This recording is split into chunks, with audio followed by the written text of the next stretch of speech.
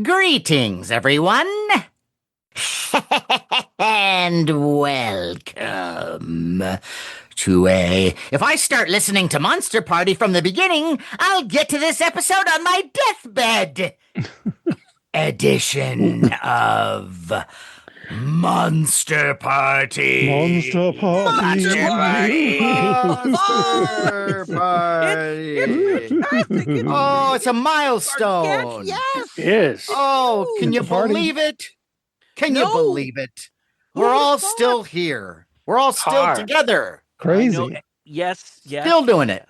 We are still doing this. And speaking of still doing it, yeah. Who are you, sir? I am Matt Weinhold. I am still Shawn Sheridan. I Yes. am still Larry Stroth. And I am still James Gonis. Are you? I'm Are you? sorry. Yeah. Sorry about that. Yeah. You put it that way, then yes. So here we are. It is our 300th episode. 300. Wow. That is the Shame. name of the episode, by the way. And with special guest, Worst Monsters. Worst monster. Worst Monsters strike back. That's right. Yeah, as they always do. And what was it about Worst Monsters? Why are we doing this? Well, because the very first episode of Monster Party, posted on October 4th, 2013, by the way, Wow. the topic was Worst Monsters. Yeah. Historically, the first time Night of the Lepus was mentioned, and not the last. So yes, It's on my list again. That's right. Yeah. And for our 100th episode, Until they make a giant elk movie, then yeah. No, And Sean. for our 100th episode, we revisited Worst Monsters. And for our 200th episode, we revisited Worst Monsters. So we're doing it again. It's a tradition. we're doing it again. We don't care. We're doing it again. Yeah, we're punk rock. Yeah. No, I think there's some. We're punk rock. I mean, the funny thing is we've brought up a lot of monsters that we don't think are the greatest, but not everyone agrees. Yeah, But and it doesn't mean we hate the movies that they're in No. either. Sometimes we even Right. like the monsters, but they're just like goofy or not believable, whatever. believe it or not, since we started doing this show, there were some monsters that I hated with a passion. But over the Me, course, for one. well, no. Oh. But over the course of the years, as things have progressed, and Matt brings up his Lepus again. Sometimes I go, well, maybe the Lepus isn't as bad, and so I've grown to kind of love and care for some of these worst. Well, yeah, there can be a so- nostalgic appeal for these things. That's the thing, is right. It's nostalgic appeal. Also, it's the badness that makes it good. Right. The fact that they are ridiculous makes it, occupy this warm place in our hearts. The Lepus, the idea that all these actors, some pretty great actors, Yeah. made this whole fucking movie thinking that someone was going to go and Ray Harryhausen the fuck out of this. And nope. We got bunnies, Real bunnies. and they are adorable. They are. Oh my God. What bunnies? Every time they kill someone, I just like, I'm going to take you home. It is true. But even though, Matt, because as I Yes. was going through my list, even though there are some monsters over time I have changed my opinion on, Give me there one. there are still some that make me cringe. I had brought up before Salacious Crumb from Return of the Jedi. That's a good one. Mhm. Sure. He's still just it's like, Nothing's changed for me, really. No. And I know we have all these Star Wars films and TV series, and hey, it's, Star Wars is big and it's got this whole universe. And really, guys, you look at that and go, oh, that's just great. That's fantastic. Even Well, I saw it in the theater, Matt, when that little guy went, Yeah. as Me a too. younger person, I looked at him and well, that whole Jabba the Hutt scene, I love Jabba the Hutt. Yeah, Mhm. right. And I love Leia Slave Girl, or whatever the hell they're calling it. Oh, Wait, But when I saw that scene, I loved Jabba so much, and the only reason that I would like Salacious Crumb even a little bit would be like the fact that he's close to Jabba the Hutt.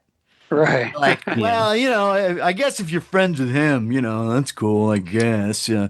But that was worrisome because I'm watching that movie first time. I'm at the Coronet on Geary in San Francisco, and I'm watching this thing. We've been waiting for it, the big conclusion, cliffhanger from Empire. Yep. And you get that Jabba scene, and then like, okay, there's the Gamorrean guards. Yeah, Gamorrean guards. Yeah, and they look a little Muppety, but they're big. Okay, all right, and then more Muppets, and then you get the band and Snoodles, and then you're just like, oh shit. Well, it's interesting because Yoda obviously was a kind of groundbreaking idea for a character in a movie, and that was a puppet that was Frank Oz, but they did a great job with it in Empire.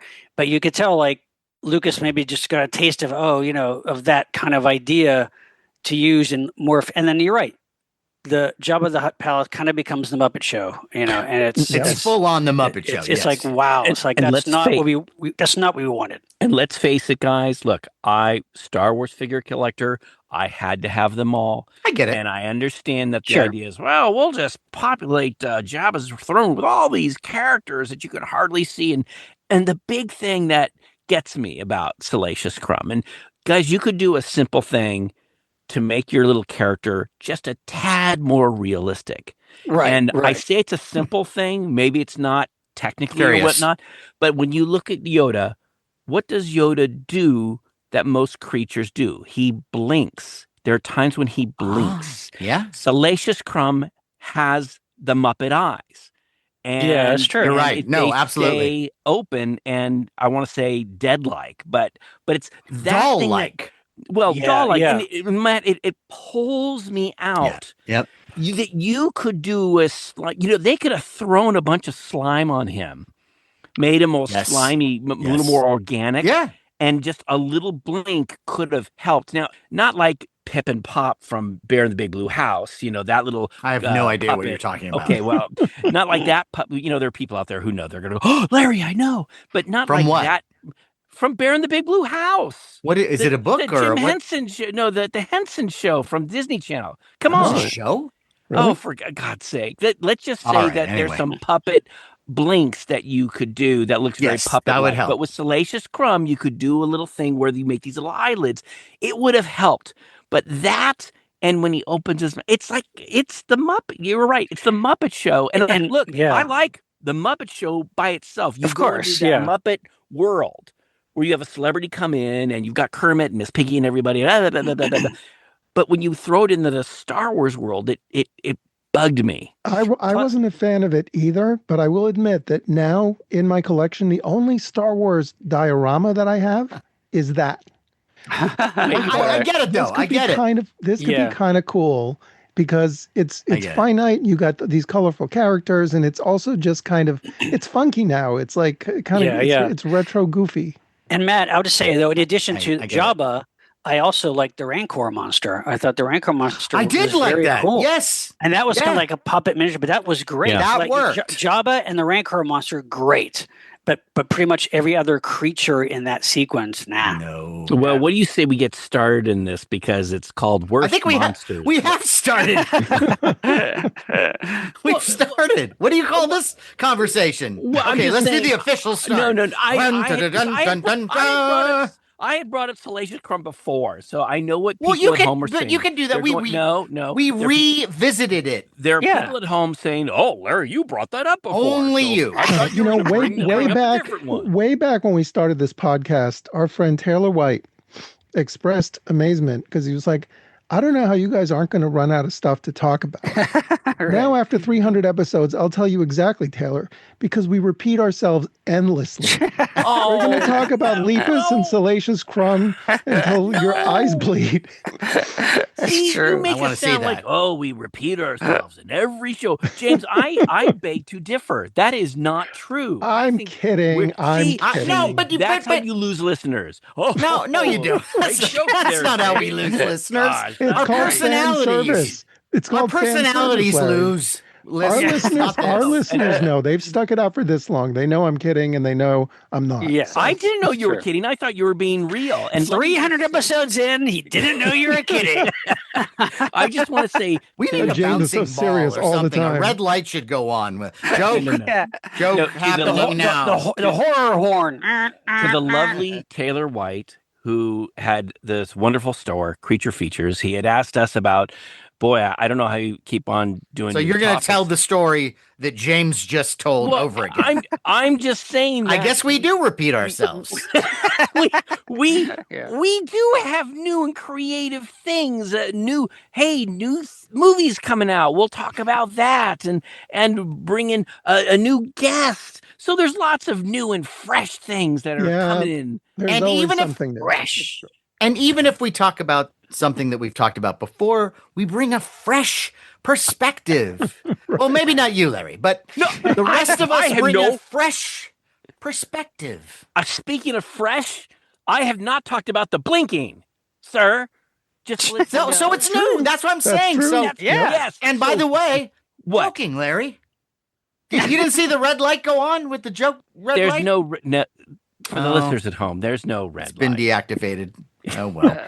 This is great. So okay, it's classic. It's perfect. Okay, well, okay. Yes. So I talked a bit about Salacious Crumb and his blinking. Okay, how about Sean? How about you? Why don't you give us a worst monster? For a worst monster? Okay. Yes. Here's one I don't think we've ever talked about before. Maybe. Oh, something fresh. Maybe in Pat, fresh off the grill. Okay, this is this is a movie from 2012 by a director who's literally one of my favorite horror directors ever. But by the time the end of the 1980s came around, he lost his mojo. It just wasn't the same. Oh. And I'm talking about Dario Argento. Oh.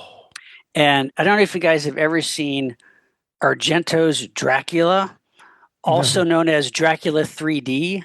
I have not.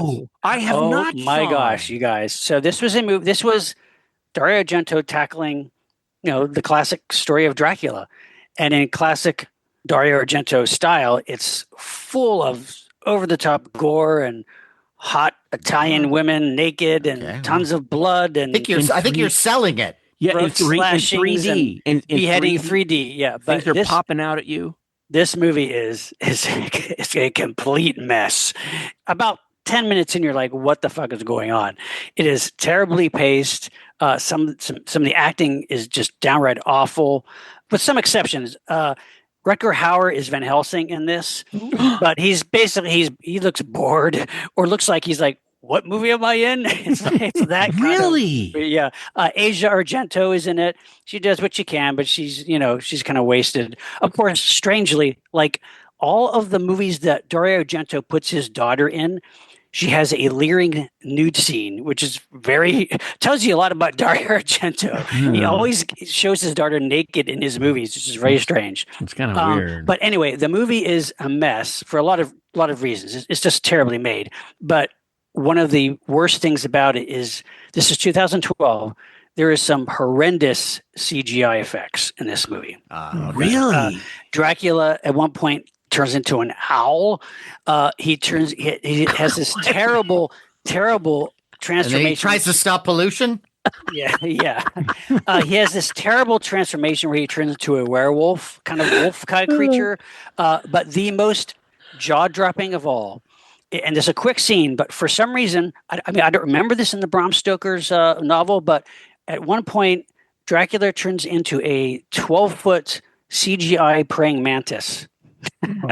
and impales a guy with it's like forearm claw, but it's so awful you won't believe it. My advice is watch the Red Band trailer for the film, because they show a lot of this stuff in the trailer, but it's a mess. I mean, but it's not really even like fun kind of bad. It's just awful. And it's Dario Argento. You expect so much. I don't know. It's off the rails. It's just terrible. But so anyway, that's a good worst monster, because like it's just bad. I like that one. So Sean, would you what's the year on this one? 2012. Wow.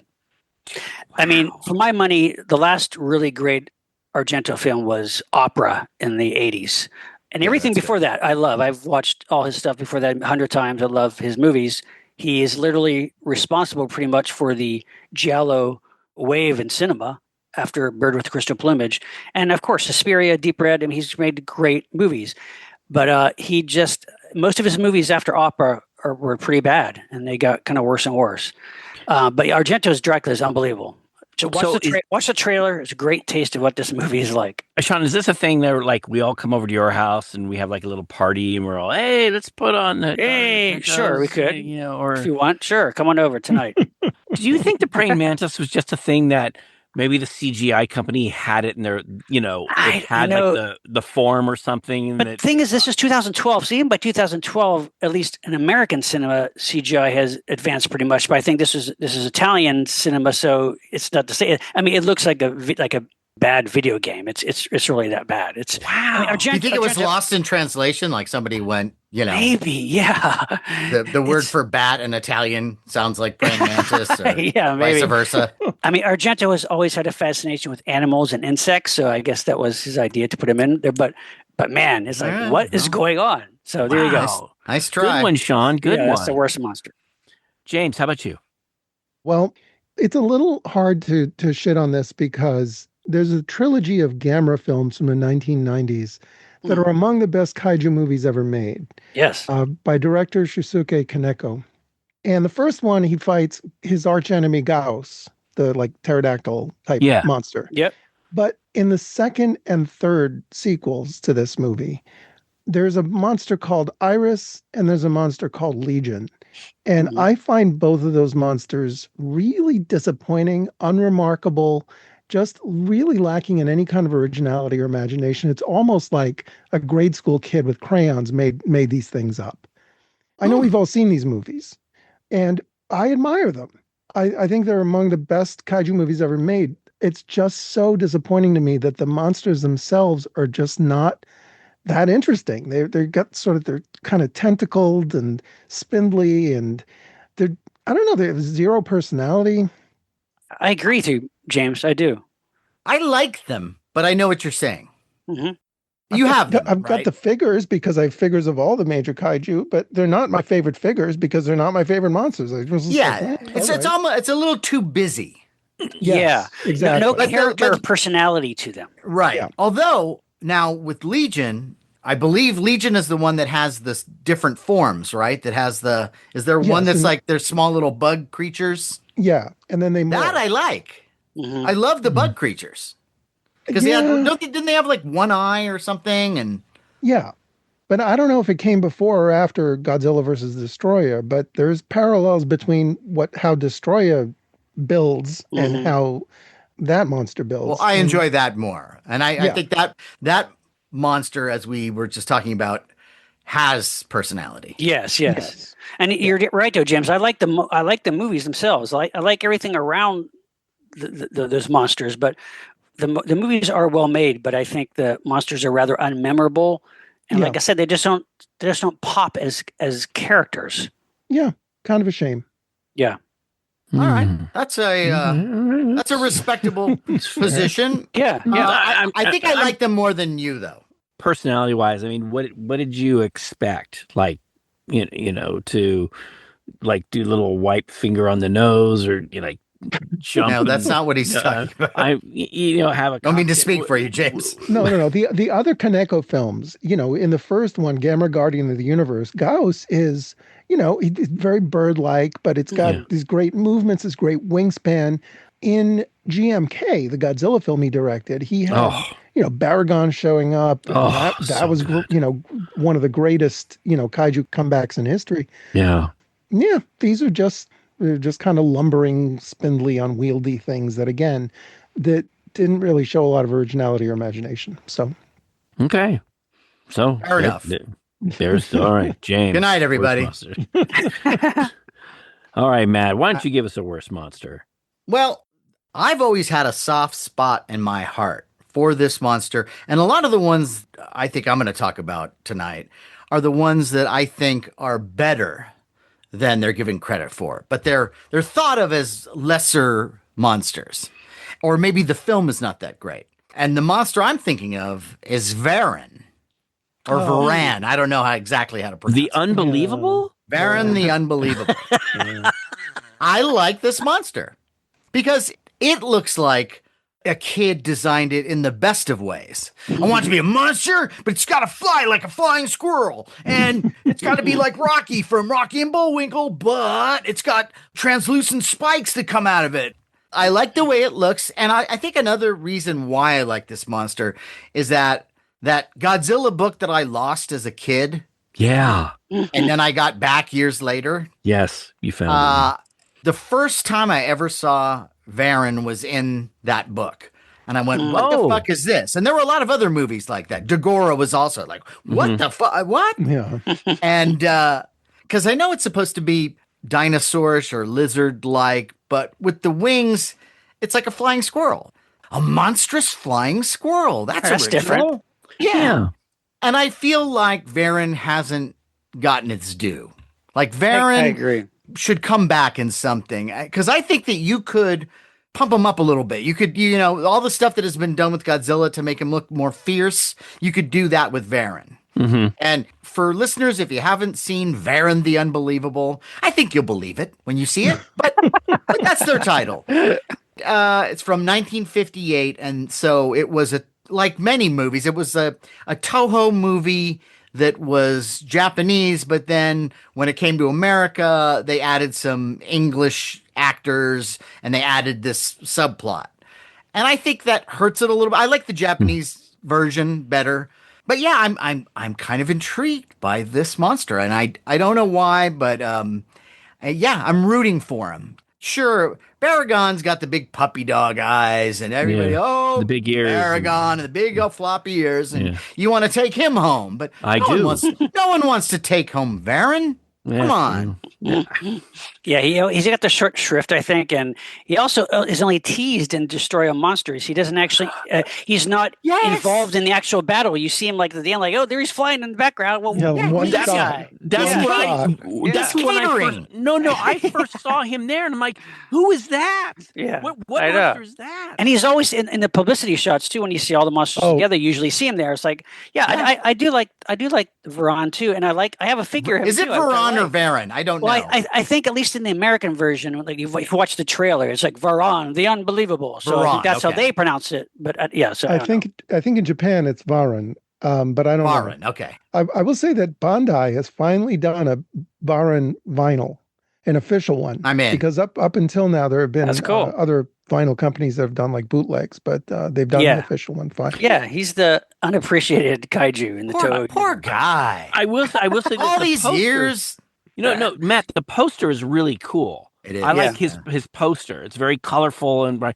Would you agree though? I mean, you mentioned about the American stuff. It's not the most dynamic. No, not at all. No. The movie is not that good. So look, guys, we're not saying, hey, go on out and maybe I am saying go out and see it. Because if you like all this other stuff, you'll still find it charming. You may want to fast forward it a little bit, I guess. Yeah. You don't need all the, the Tennessee Williams drama that happens before Varan shows up. But Matt, I'm going to agree with you. I think it's funny when you take one of these original monsters and you dress it up a little bit, like what Marvel did with, some of the superheroes, okay, like Thor or whatever.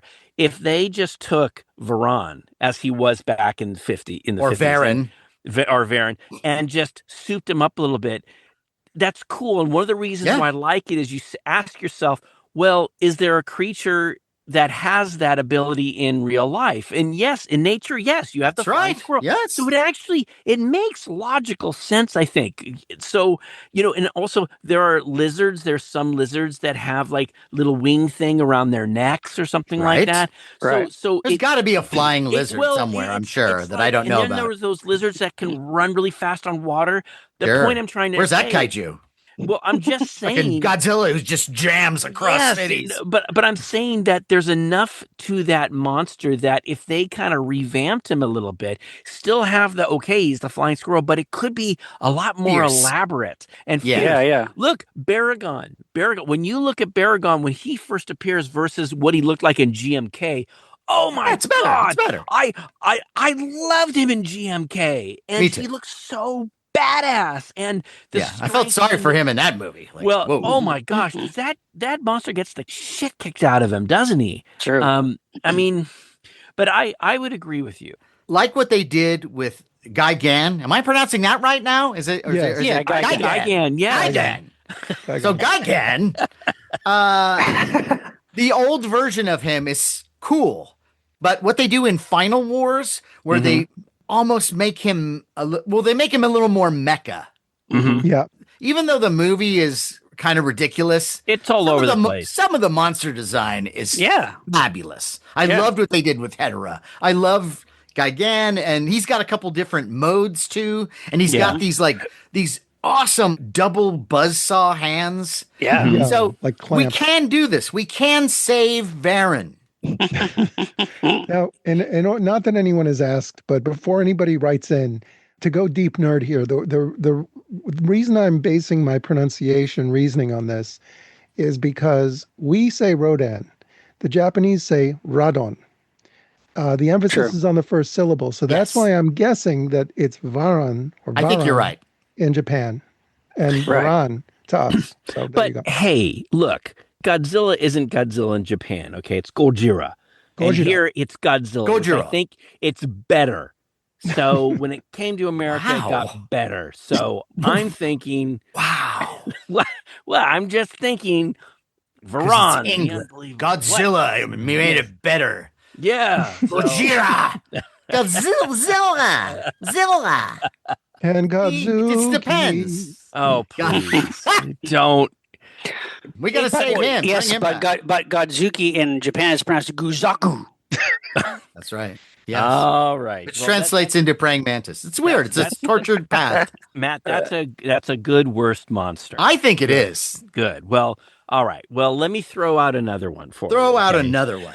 Okay, since it's not like today I want to poop all over Star Wars, but why not? In Return of the Jedi, in Jabba the Hutt's place, there are a lot of aliens and monsters, populating the whole place. And I understand the idea was to just make an action figure of it. Well, there was an alien or monster or creature in there in the background that you barely see it in the movie. I think it's so far in the background and the camera pans over and maybe you see a glimpse of it. You don't even know it's there. The creature's not featured, but Kenner turned it into one of their most rare and exclusive action figures. And I'm talking about from 1984, the character Man. Do you guys remember this from Return of the Jedi? See, you guys don't even know. I don't know that name, no. Okay, so for listeners who don't know, you go, what the hell is Larry talking about? Go to eBay, type in Kenner Man. This character will pop up. It was made into an action figure. If you find it mint on card, it can sell up to $1,000. If it's loose, it could be between $350, $450. I'm looking at it. Okay, and you're probably wondering, so Larry, what does it look like? Well, it's an illogical monster alien. Oh, okay, it doesn't looks make any familiar sense. to me No, now, okay, yeah. it looks like Illogical. yes, it is illogical. And you wonder if this creature actually lived out in Star Wars world, it could not survive. And then when you look at him, it's like, so he works in Jabba's place? It looks like a giant slug with like a frog-like face. He has these long, skinny arms with these big, massive hands. So the weight of the hand couldn't act. It's like, it seems like it's too heavy to really, for the arm to be able to maneuver, and then it has these stubby little legs.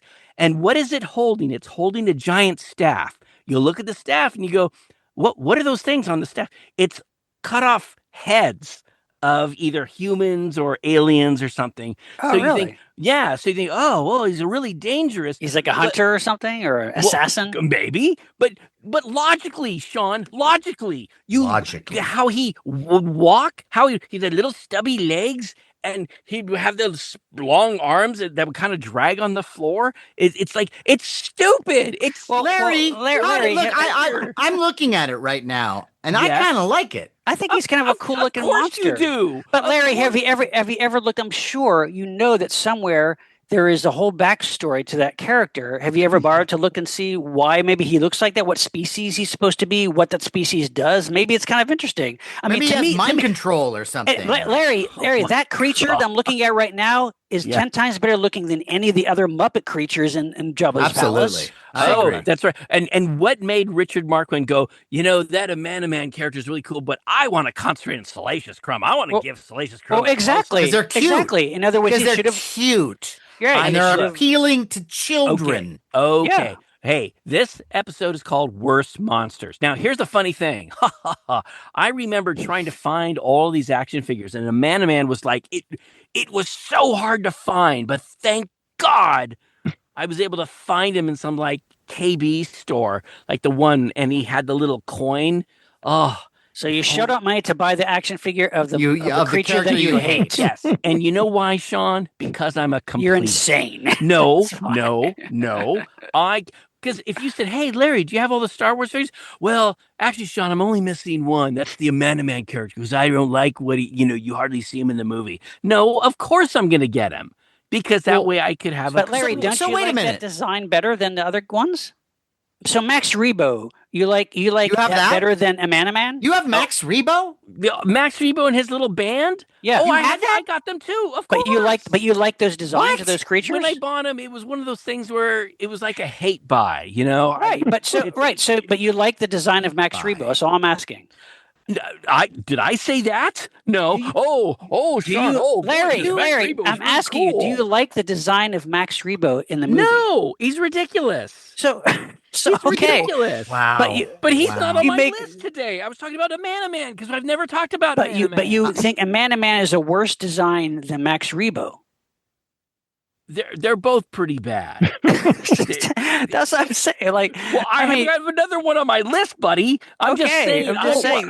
The funny thing is, here's an example of a character in a Star Wars film that you hardly see. He's in the background.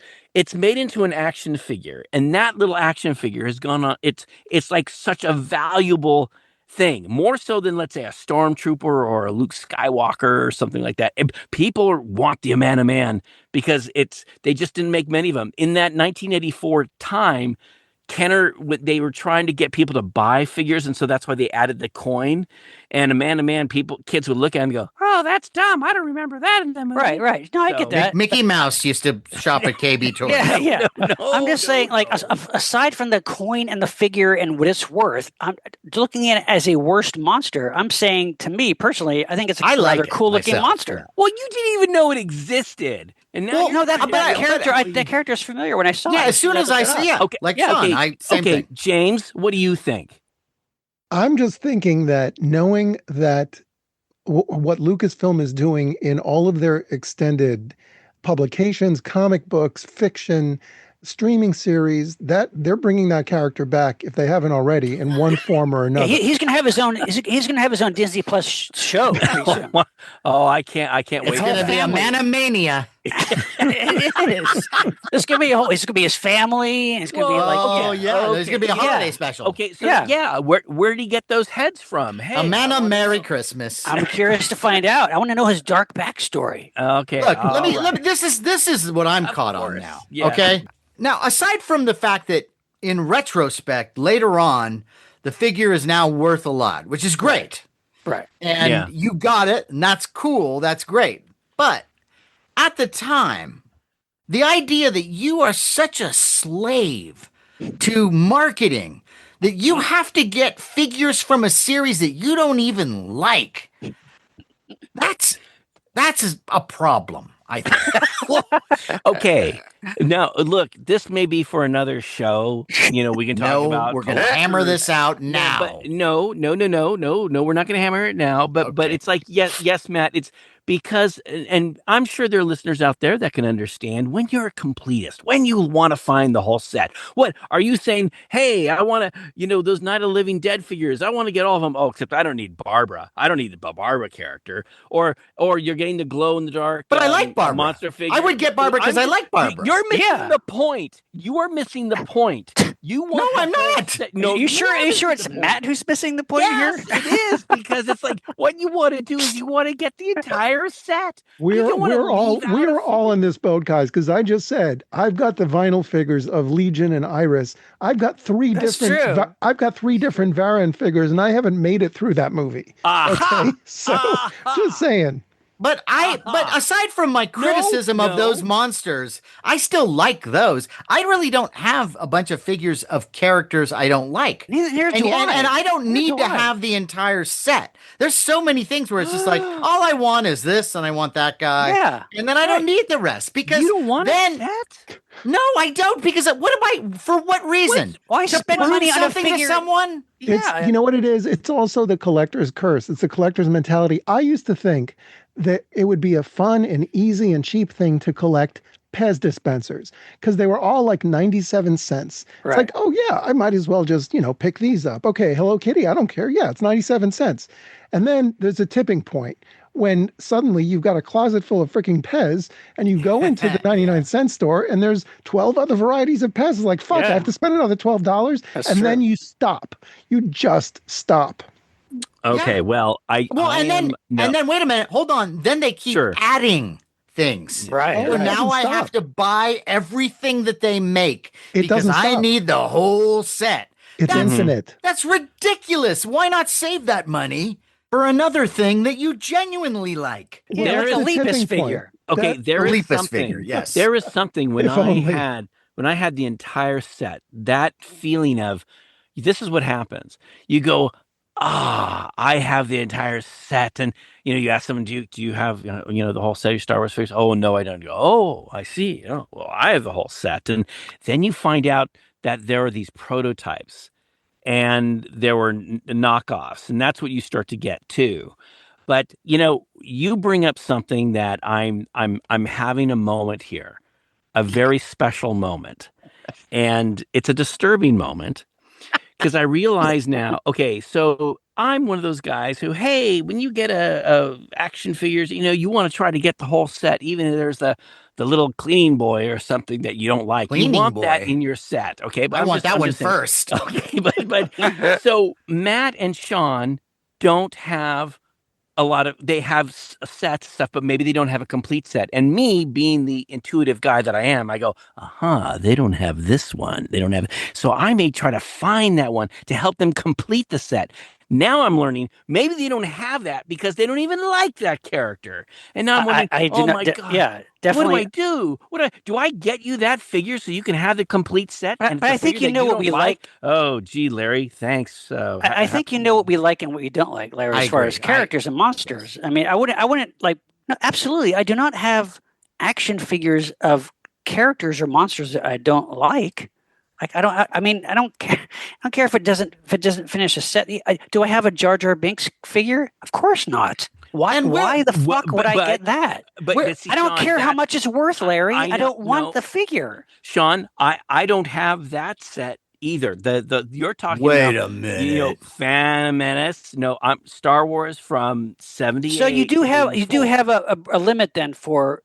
So you're saying that most of the prequel Star Wars movies, do you not have a lot of those characters as toys?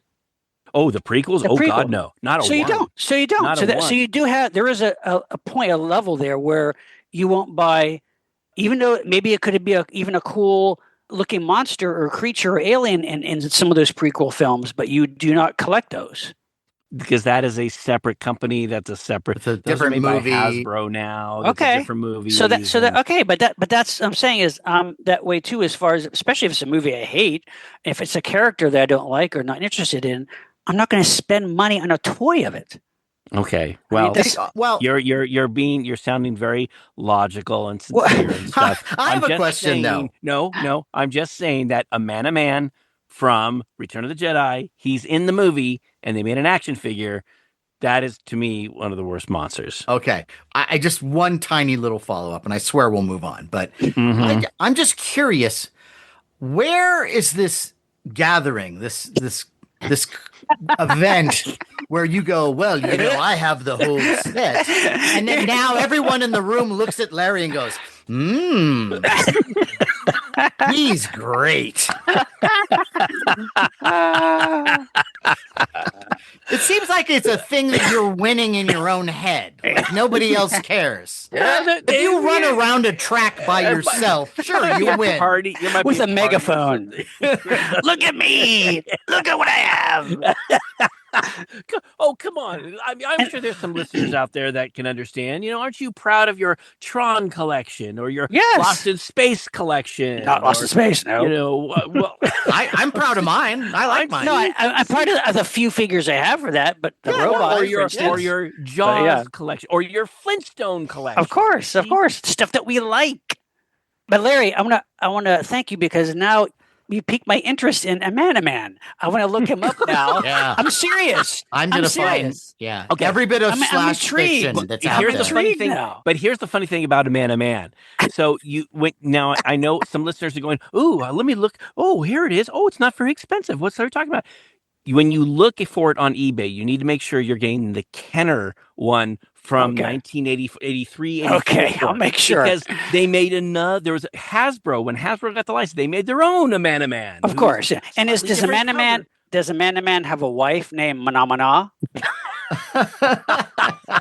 Based on the song.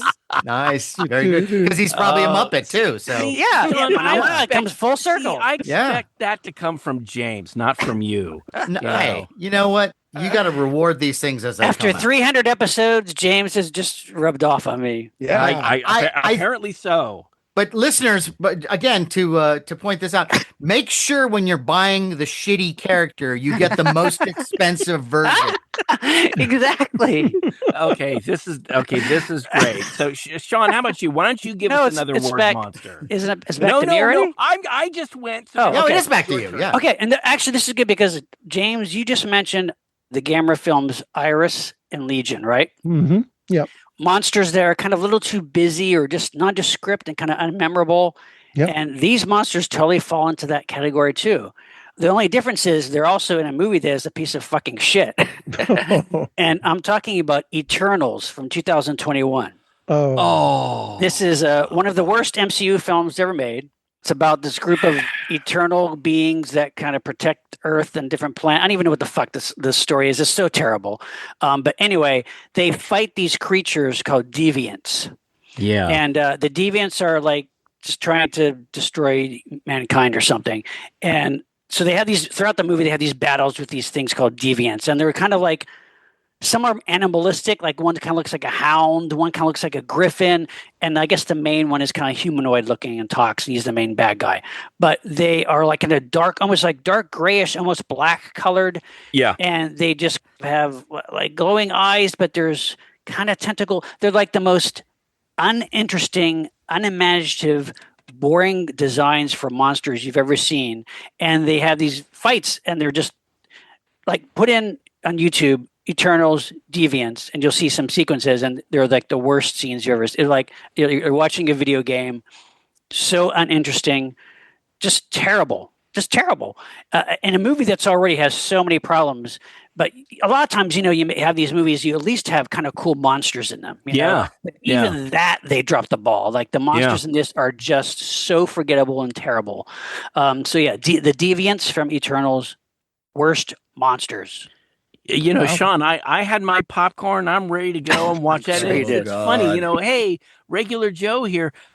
Sean, I just didn't care. Yeah, that's how bad it is, folks. That's saying a lot. Eternals doesn't even live up to regular Joe's standards. Yeah, and it's like, I tried to get interested. Ooh, the interesting story. And what is there too much? And then you're right, Sean. If we're worst monsters, I was so disappointed. It was like a CG, and that's the other thing. CGI it looked mess. so CGI. Oh my God, yeah. And they had good people: Gemma Chan, Angelina Jolie, Selma Hayek, Kit Harington. Okay. I mean, good people in this movie. But man, look, if piece you of look crap. at, let's say, the alien, I want them in the movie I'm writing. the alien queen from Aliens. Okay.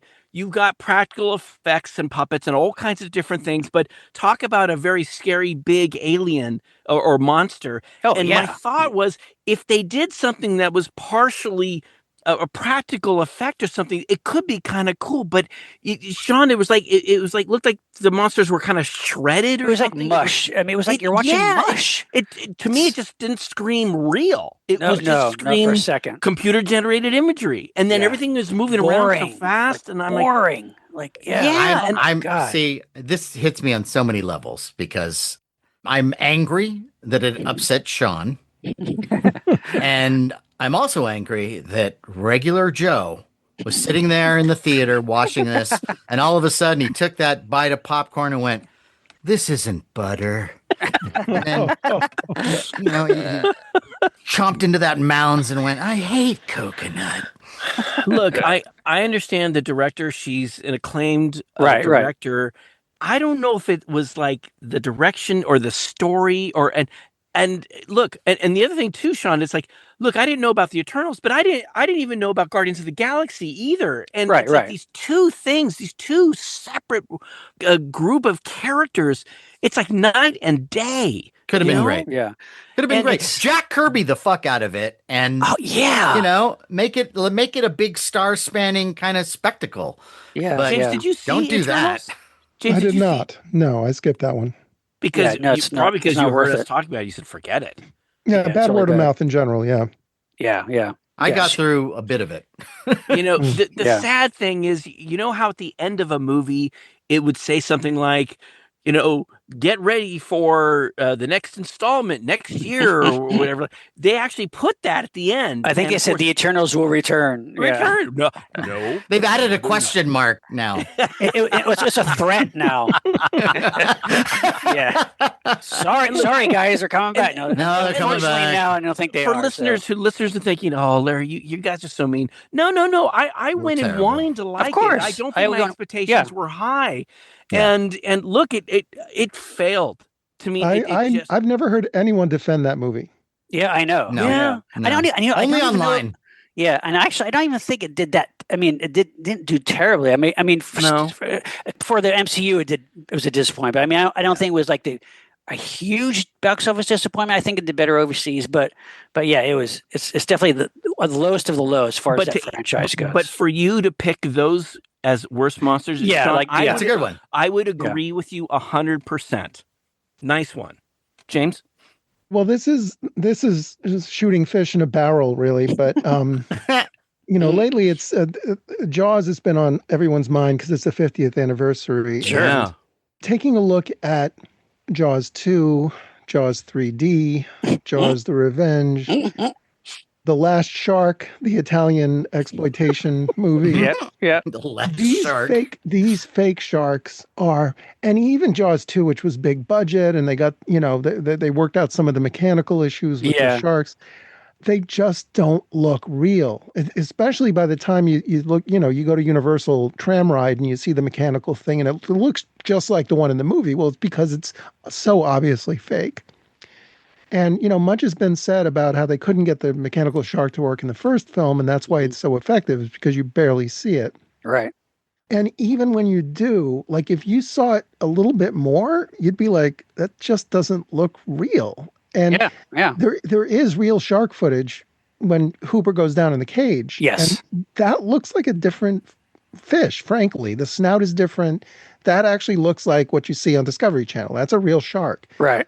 What comes out onto the orca and then every mechanical shark after that is just the same shark as the Universal Tram Ride. And it's just, in Jaws 2 in particular, it's really not that, hope should have been that high to begin with for that, but it's just clunky. And they show it too much in that one. Way too much. Yeah, and it's true. I mean, it's the whole story about how it ended up not showing it a lot because it didn't work, and it did work to its advantage.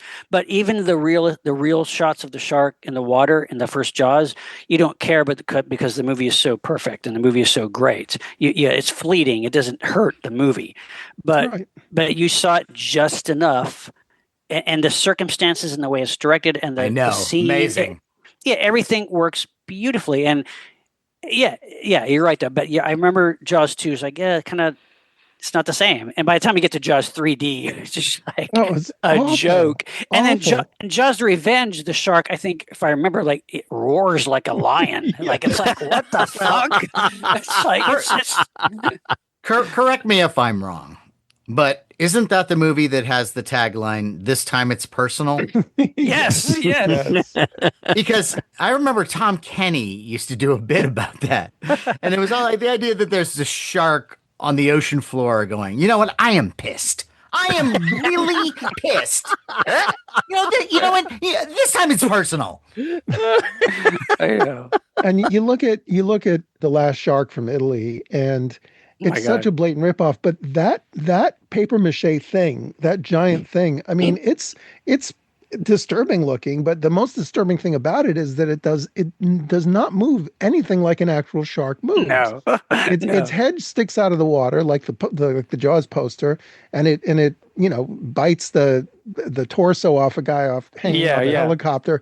But it's like a shark wouldn't just linger out of the water like that. It's totally unrealistic. The funny thing is, I like that movie more than like any of the Jaws sequels. Me too. I can watch it because it's so ridiculous. It's Italian ripoff. It's gory. Isn't that the one with Vic Morrow trying to do an Irish accent or something? It's just so awful. And James Franciscus. That's a fun, absurd movie. It is. Yeah. I'm more detained by that fake shark than any of the Universal ones. Agree. Wow. My favorite is Land Shark. Yes. So to specify, it's mostly the shark in Jaws 2 and 3 and 4 that you consider the worst monster. Yes. Yeah. And probably even the one in the first film. If you saw it closely. If you saw it closely, look, there's even, like a lot of us, I've seen the movie multiple times. And in the last scene where he jumps onto the orca, there is a second where you can see through the gills. Really? You can see the other side. God. You can see the sun on the other side. Really? I don't think in an actual shark. Look closely. Step through it frame by frame. And you can actually see through the thing like it's a mechanical hollow thing. Right. Whereas in an actual shark, you wouldn't see through the gills. Right. But again, you're so caught up in the filmmaking and the magic of that movie, it doesn't matter, I don't want to watch that frame by frame because that's... Well, and 4K, there are good and bad things about 4K. And one of them is that like, there's a guy there. Look at that rope. There's a string. Look at that glob of glue holding that panel together. I mean, look, James points out something about, the first Jaws. Well, if you look through the gills, look, this is for your guy who's the Jaws expert. And I believe James has maybe seen the movie like over 100 times. And he's, analyzed every frame and he's looked at, because for me, I can still look at that movie. The shark still looks real to me, that first one. I go with it. I buy it. Yeah, eating Quint, and to me, it still makes me queasy. When I see it. Well, they're restoring it and re-releasing it next month in theaters, and I'm curious to see if they fix that little interesting. Maybe. Can I ask you a question? Being our Jaws expert, so there was a shot supposedly that Spielberg decided to remove because they thought it was too shocking. It's the little boy on the raft, and I guess it's a shot out and into the water. You see the boy lying there, and the shark's head comes up and grabs him. They talk about it in the documentary too. That recent and there's documentary. a shot. I've seen a photo of that. Do you know if he's going to throw that in there? No, he shouldn't. No, I hope that I don't want them to do some special edition. No. Like what they did. Remember what they did with The Exorcist? There's that scene, the crab walk scene. It's too much. I don't think that they needed it. It's ridiculous. All right. Well, I look forward to seeing the movie yet again in a theater, which I think everyone should do. Go out to those theaters, grab yourself a big pile of popcorn and a drink, and go see a movie. Sneak in a bottle of Jaws wine. And make the world go away. All right, James, that's a good one. The shark. Okay. Matt, how about you? Give us another worst monster. Well, not to beat up on puppets, but I'm going to beat up on puppets. This is one that when I first saw the movie, it jumped out at me. And I've watched this movie a lot. And each time I watch it, it stands out more and more. And the movie I'm talking about is Star Trek III, The Search for Spock. Yeah. Okay. Well, And so there is a scene with Krug, right, played by Christopher Lloyd. He is the captain of this Klingon ship that's after the Enterprise. On board the Klingon ship, Krug has this dog. It's like a dog monster. Oh, yeah. I forgot about that. It's a dog monster. Now, not to be confused with a Targ, which is another creature that is like a Klingon pet. This is a different creature, and from the research that I've done, it's known as Klingon monster dog. That's it. Really? And it is this puppet, and it's so obviously a puppet. And the dog thing is going like at one point, and as Krug is walking off the bridge of the ship, he goes, "Feed him!" And every time they show this thing, it's so obviously a puppet. And my feeling is that this is a Star Trek movie. This is not a full moon production where they're doing the best they can with what little they have. This is a big production. And sure, I'm sure someone thought, maybe it's Leonard Nimoy.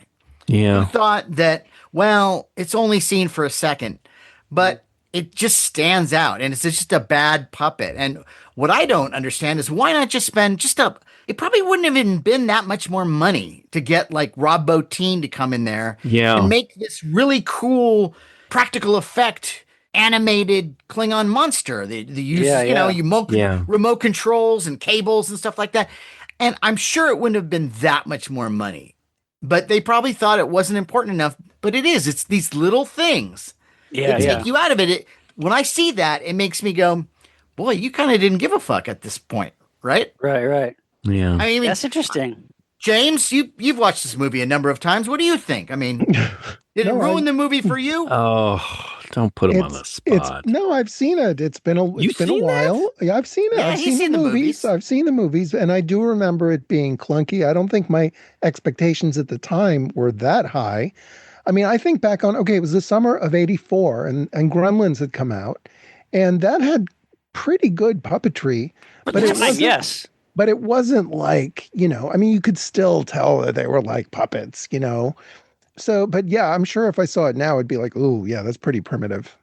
All you'd have to do is just give it just a little bit more articulation, just in the jaw, if anything, and it would come off more realistic. I just don't understand. I mean, I guess I do understand. I think it is a moment where they just went, this is fine. This is good enough. Matt, I believe it was a total budgetary thing. I think there was an idea that was brought up about the idea that, so the Klingon commander has a Klingon dog. That's a neat idea. They could see the difference, and it was a budgetary thing where they only had so much money to make the dog. But I agree, Matt. I totally forgot about that dog until you just brought it up. And then it hit me. They made a figure. Yeah, well, I was going to say, did they make a figure of it? Yes, they did. Yeah, well, it came with the Krug figure. Yeah, it came with Krug. And the weird thing is, it's like a solid piece of soft plastic. Okay, right. It's basically a mold. And honestly, it's because it's kind of rib-like. It doesn't look very realistic. Right. And you're right, Matt. If Rob Bottin, Rick Baker probably would have been too expensive to work on that, but Rob Bottin or someone along those lines, K&B Effects might have done a better job. But just look, I want the dog to look realistic as possible, the little lip moving up. But Matt, I agree with you. I agree with you 100%. It was a neat idea. I do like the movie. It's not my favorite out of the batch. But especially I like it more. I like it more every time I see it for the rest of the film. Me too. Yeah, I do. That's a moment that really sticks out because later on in Star Trek VI, The Undiscovered Country, there is a Klingon dog they use at the prison planet. That's right. Mm-hmm. Yeah. And that one looks good. That's actually much better looking. Yes. And the toy company, by the way, was called Ertl, ERTL. Ertl, yeah. Ertl, they normally do like die-cast metal. Right. Yeah, and they did a great job of the little spacious, but then the figures that they made, they only made the 4, if I remember correctly. And, they had the bolts in them. And the dog is like a neat addition.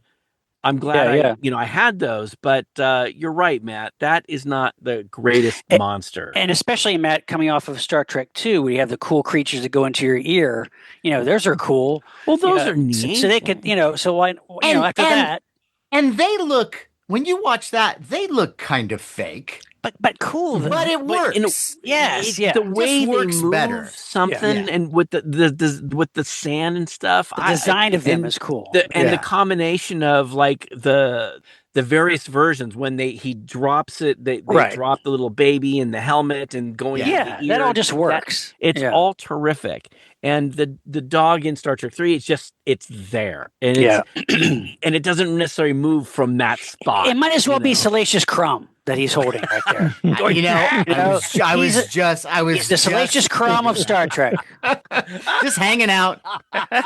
Everybody, I know Krug. Oh my God! But Sean, you want to see a better version of that? Yeah, go watch Star Trek 6, and I think that animal is called a jackal mastiff. Cool.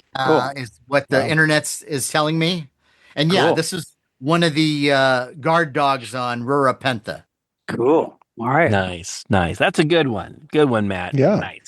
Nice. Well, okay. Along the lines of Star Trek, if we're going to go there, and I don't exactly remember if I brought this up on a previous show, so I'm sorry if I'm repeating myself, but there was a really neat classic Star Trek episode, Cat's Paw, where there's these 2 alien people that are it's like Korg and Sylvia, and it's kind of like a black magic, kind of like a Halloween-esque episode. Yes, and Robert Bloch wrote it. Yeah, right? yeah. That's right. And long story short, the Korg has this staff, which in a way it's the transmuter, and it doesn't really make sense because they use that for their power.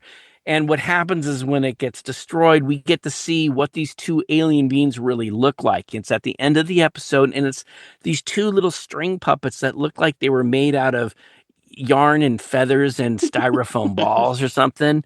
And part of me, on one hand, it's like, God, couldn't we have done it a little better? But again, with classic Star Trek, they're trying to make, magical stuff out of nothing. And that's essentially what they did. And those 2 little aliens made out of like yarn and little string puppets, I think those are one of the worst aliens. But I agree. I agree. I agree. I'll tell you, Larry, it's something, and I even thought of this when I saw this as a kid. What I really appreciated about that, though, was they were trying to make something truly alien looking. Yeah. Because think about in terms of Star Trek, especially classic Trek, most of the time an alien species is going to have something weird on his forehead. It's going to be an actor. Yes. But to do something where it's completely non-humanoid, and like it fascinated me, and like I would love to see an updated version of those creatures. Sure. Like now you could do those in CGI and make them look kind of cool, because really they're cool, so odd looking. But that's they're what I like the Thunderbirds in the original one. Sean, when I saw it for the first time, I could make that. Yeah. I'm a kid. What you're saying? I can make something that's on this TV show. Yeah. And it's like, well, Larry, come on. I'm sure you couldn't make this. This was done by skilled. Is this you talking to you? Was that alien species ever named in the Star Trek canon? I'm sure that I could not find it. I could not find it. I am fascinated, but I get what you mean, though. I mean, I'm sure there's some Star Trek listeners out there going, Larry, you idiot. And look, I'll claim probably the not. Idiot thing. Not for that. No. I was, my understanding was these aliens took humanoid form, but they don't actually say they're the cryptos or the Ripley's or I don't know of their name like that. But yes, Sean, they're unique, but I still think of them as a worst monster. So Right. Okay. Gotcha. classic Star Trek. There you go. That's a good one. I like that. Yeah. I mean, I'm sure you have something better, Sean. Right. It's my turn already. It's not a competition. Yeah. Okay? Jesus. We're not going to win. We don't get a full set of something at the end. I know it's not a competition. Yeah. Do I win the prize at the end for best? No. All right. So here's one Squid that Game here. here's one that now, Matt, I think you like this movie. I like this movie actually, despite its shortcomings, because it's an admirable try. But the time this movie was made, it was hard to do justice to the source material. And I'm talking about from 1970, The Dunwich Horror. Yeah. The Dunwich Horror, directed by Daniel Haller, Dean Stockwell, Sandra Dee, Ed Begley, Lloyd Bachner, Sam Jaffe, Talia Shire. This was AIP's attempt to do that classic Lovecraft story, and it is kind of a cool movie. They stick pretty closely to part of most of the story, but generally, yeah. But we're talking about AIP 1970, so there's only so much you can do. And the story of Dean Stockwell is Wilbur Whately, and he is basically kind of a hybrid. His father is an old one, right, Matt? That's right. Basically, and he so he lives on Earth, and he's trying to bring back the old ones from the other dimension into our dimension, specifically his twin brother, who is all of the other species. And in the story, I mean, these are gargantuan, hideous tentacled creatures, and Wilbur Whately's twin brother is like one of these creatures.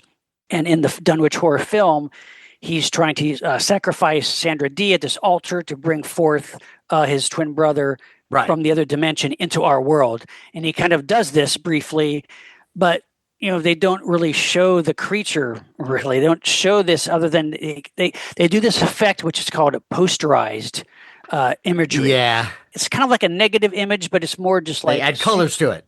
Colors and super contrasty, and you have wind blowing and flashes of light and very flickering. You kind of see maybe tentacles, but not really. You see lots of wind blown trees. Yeah. Like you get this trying to create this sense of this giant, massive being entering our world, but you don't really see anything.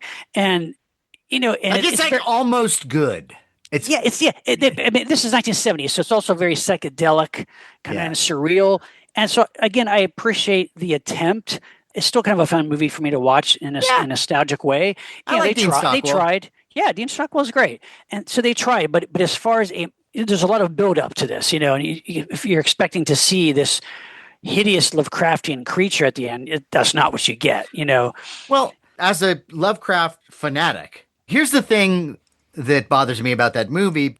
They remove an element of horror, which is Wilbur Whately. Wilbur Whately, yes. By the age of 3, he's like 7 foot tall, and he talks like a man, and it's just everything is wrong. He's got this goatish appearance, and there's this great scene in the novel where it's finally revealed what he looks like under his clothes, and it's this monstrous mass of tentacles and suckers and all this shit. And it's the way that Lovecraft describes it is amazing. Right. Because he's a half-breed. He's a half-breed. And so that, I still feel like even during that time, somebody could have done something to do a little of that, to give him an alien quality about him without it being too outrageous. Right. Because now it's just Dean Stockwell. It's just his hippie Dean Stockwell. Yeah, and so most of the movie, you're like, well, what's wrong with him? He's eccentric. He's Dean Stockwell. Right. Yeah, he's fine. You know what? Don't worry about him. He's fine. Give him the Necronomicon. He won't do anything bad with it. Right. Yeah. So especially as a kid, I was quite disappointed because I wanted to see a monster in a suit, or something. But But again, it's a movie that I still go back to, and I'm still waiting for the day when some filmmaker like Guillermo del Toro or somebody can do justice to it. There was, Matt, I never seen, but I guess there was a remake of Dunwich Horror in 2008 where Dean Stockwell comes. He plays Dr. Armitage in the remake, but I heard bad things about it. I think it was like TV movie or cable or something. I don't think I ever got to that one because I heard the bad reviews. But another thing too about the 60s movie is that Wilbur Whately's brother when they bring the Dunwich Horror into existence, which is his brother, it's invisible. In the novel, it's invisible. That's true. You can't pull off invisible? Yeah. Right. Right. It's true. Yeah. A missed opportunity for sure. You know. So we'll see. Maybe but certainly today with cinema technology, you could do it justice if it was given in the right hands of the right director. And stop worrying about, the narrative is all wrong for a movie. Fuck that. Yeah, just be original and shoot the story. Yeah, for sure. Don't worry about a love interest. Don't just shoot the fucking story. Give us some tentacles. All we want is some tentacles, Larry. Yeah. Are we really asking that? Are we asking that much? Come on. Del Toro would be the one to do it. Yeah, I don't know. I don't know anymore. I'm not sure. He tried it one time to do it, I think. But Well, that was somebody. The Mountains of Madness. He was going to do that one. Yeah, that's right. That's right. I don't know. He's so hit and miss. And I love him, and I'm always rooting for him. Yeah, and I think he has the best intentions. I sometimes think he just gets caught up in making it look too fantastic and pretty. You know? Yes, I agree. Well, when we get him on the show, I'll have a couple things to say. There we go. Yes, you will. Hello, Mr. Del Toro. I love you. I love everything you've done. No. I'm gonna ask him some serious questions. You just wait. Okay, all right. So the man character, Guillermo, what do you think about that? What would you do with him? All right, next. All right, I've got. Oh, I'm sorry. Sorry, James.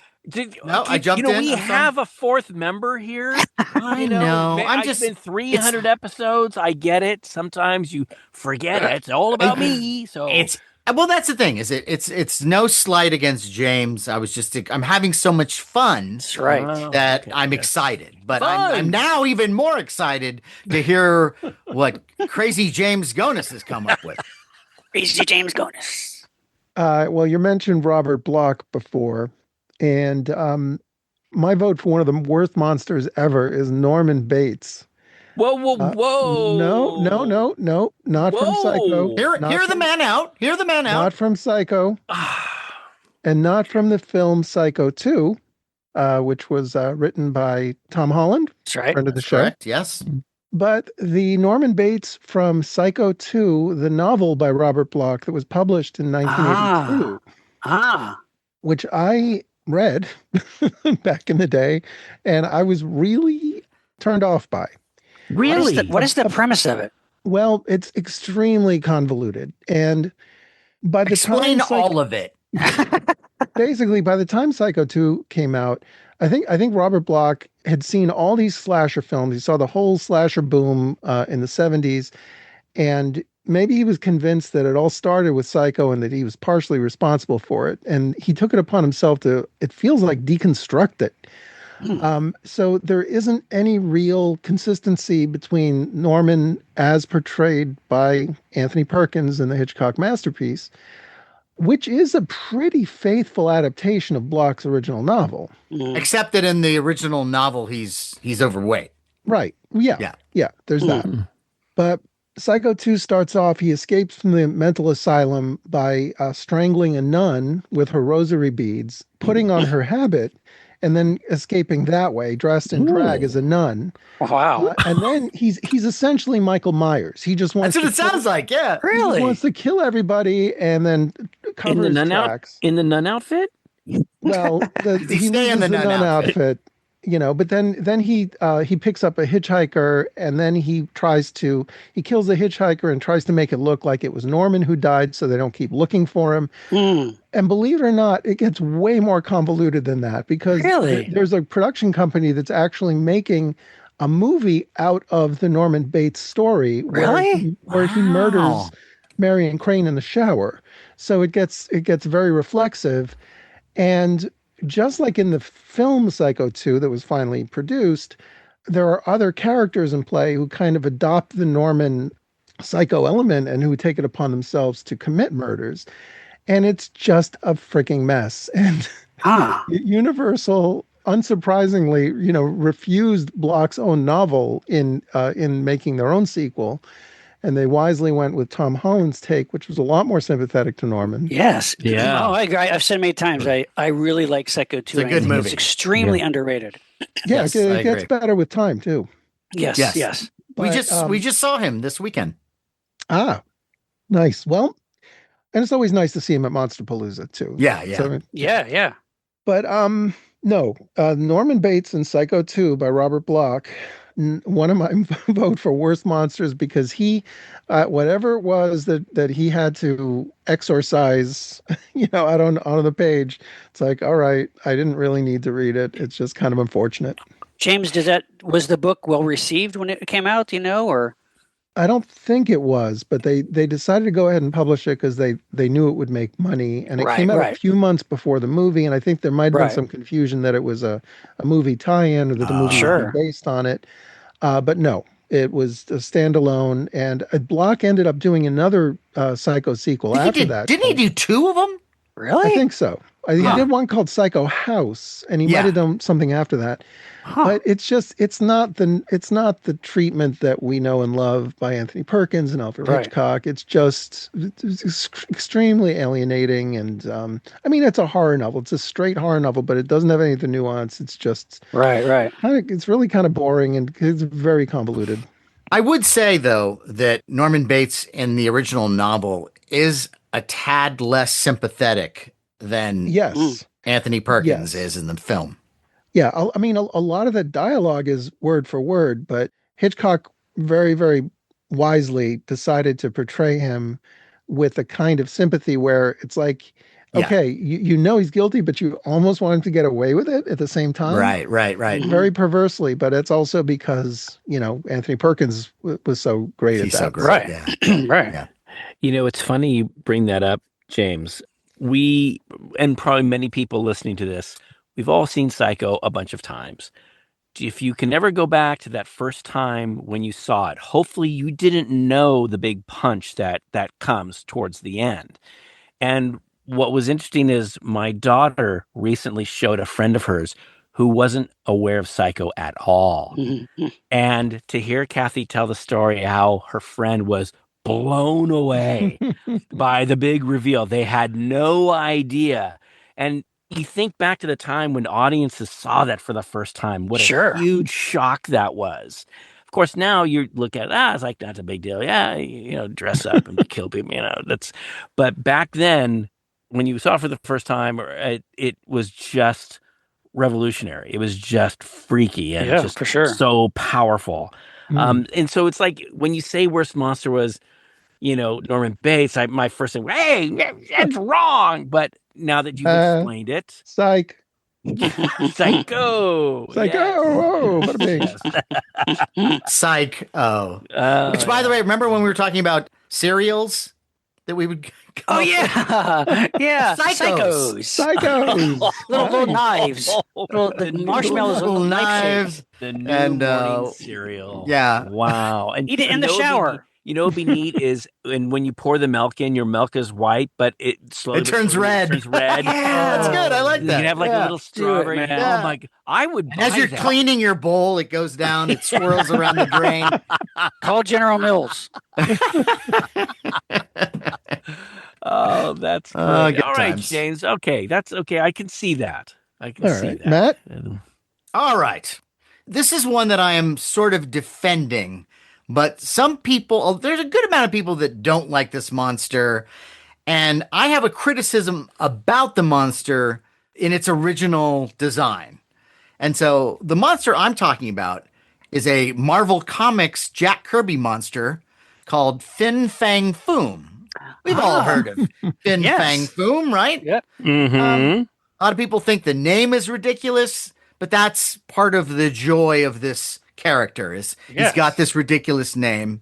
And so, okay, first things first, the original design, it looks like a weird, like a dragon man, almost like an Asian dragon. It's got whiskers and wings and these fish fins coming out of the side of his head. He is an alien who doesn't seem to be modest. Almost his entire scaly body is exposed. And yet, he is wearing a little tiny pair of underpants. You're right. He's got these little, and the picture that I have, they don't have color on them, but they're purple. He's got these little purple underpants. And I've always gone back to this going, why? Like, first of all, you're a giant monster, and who gives a fuck if someone sees your junk? You're almost naked. Right. Why not just take off the underpants? Right? Am I wrong here? You're right. Take off the underpants. I forgot that he. I mean, the Kirby style artwork is so great. I love all his Monsters Unleashed creations. You know, the giant monsters that Kirby created for Marvel, and Fin and Fang. They're all great. Yeah, they're also great. But you're right. I forgot that. You're right. He wears tights, like little tights. Wears little. Yeah, and it's so weird. Like I could almost see if he had like one of those things where it's like almost like a, what do you call that leotard? You did dance, Larry. What's the thing where it's like no, I'm serious. It's a leotard, but it's like the one that like the legs are exposed, but the top isn't. Something that would look more like an alien uniform rather than just underpants. Because it seems to me when I look at that, maybe he sleepwalks and he's in his underwear and he doesn't realize it. And you know, I've tried to create a backstory for Fin Fang Foom to justify those underpants, and I just can't. Well, maybe it's kind of like, you know how Donald Duck doesn't have pants, but he has a shirt. Okay. Yeah. Maybe the idea is you put something on them, then it seems like it's more decent. Yeah, that's as illogical to me as the Hanna-Barbera character Frankenstein Jr., who is a giant robot Frankenstein that not only wears a cape, but he has a little Lone Ranger mask around his eyes. Is that hiding his identity? He's a giant Frankenstein robot the size of a house. It makes no sense. That's even worse than Clark Kent. Like, yes, exactly. Exactly. Aren't you that robot? Yeah, in a lineup, you're gonna go like, I think it's him. Yeah, exactly. Right. Yeah. But I loved all those Kirby, and again, even I'm nitpicking. I'm sort of, but yeah, I know what you mean. Fun, but I loved all those Kirby monsters. And again, a lot of people these days might think they're silly and stupid, but with the Jack Kirby artwork and the names, oh my god, Grok, Orgo, the best names.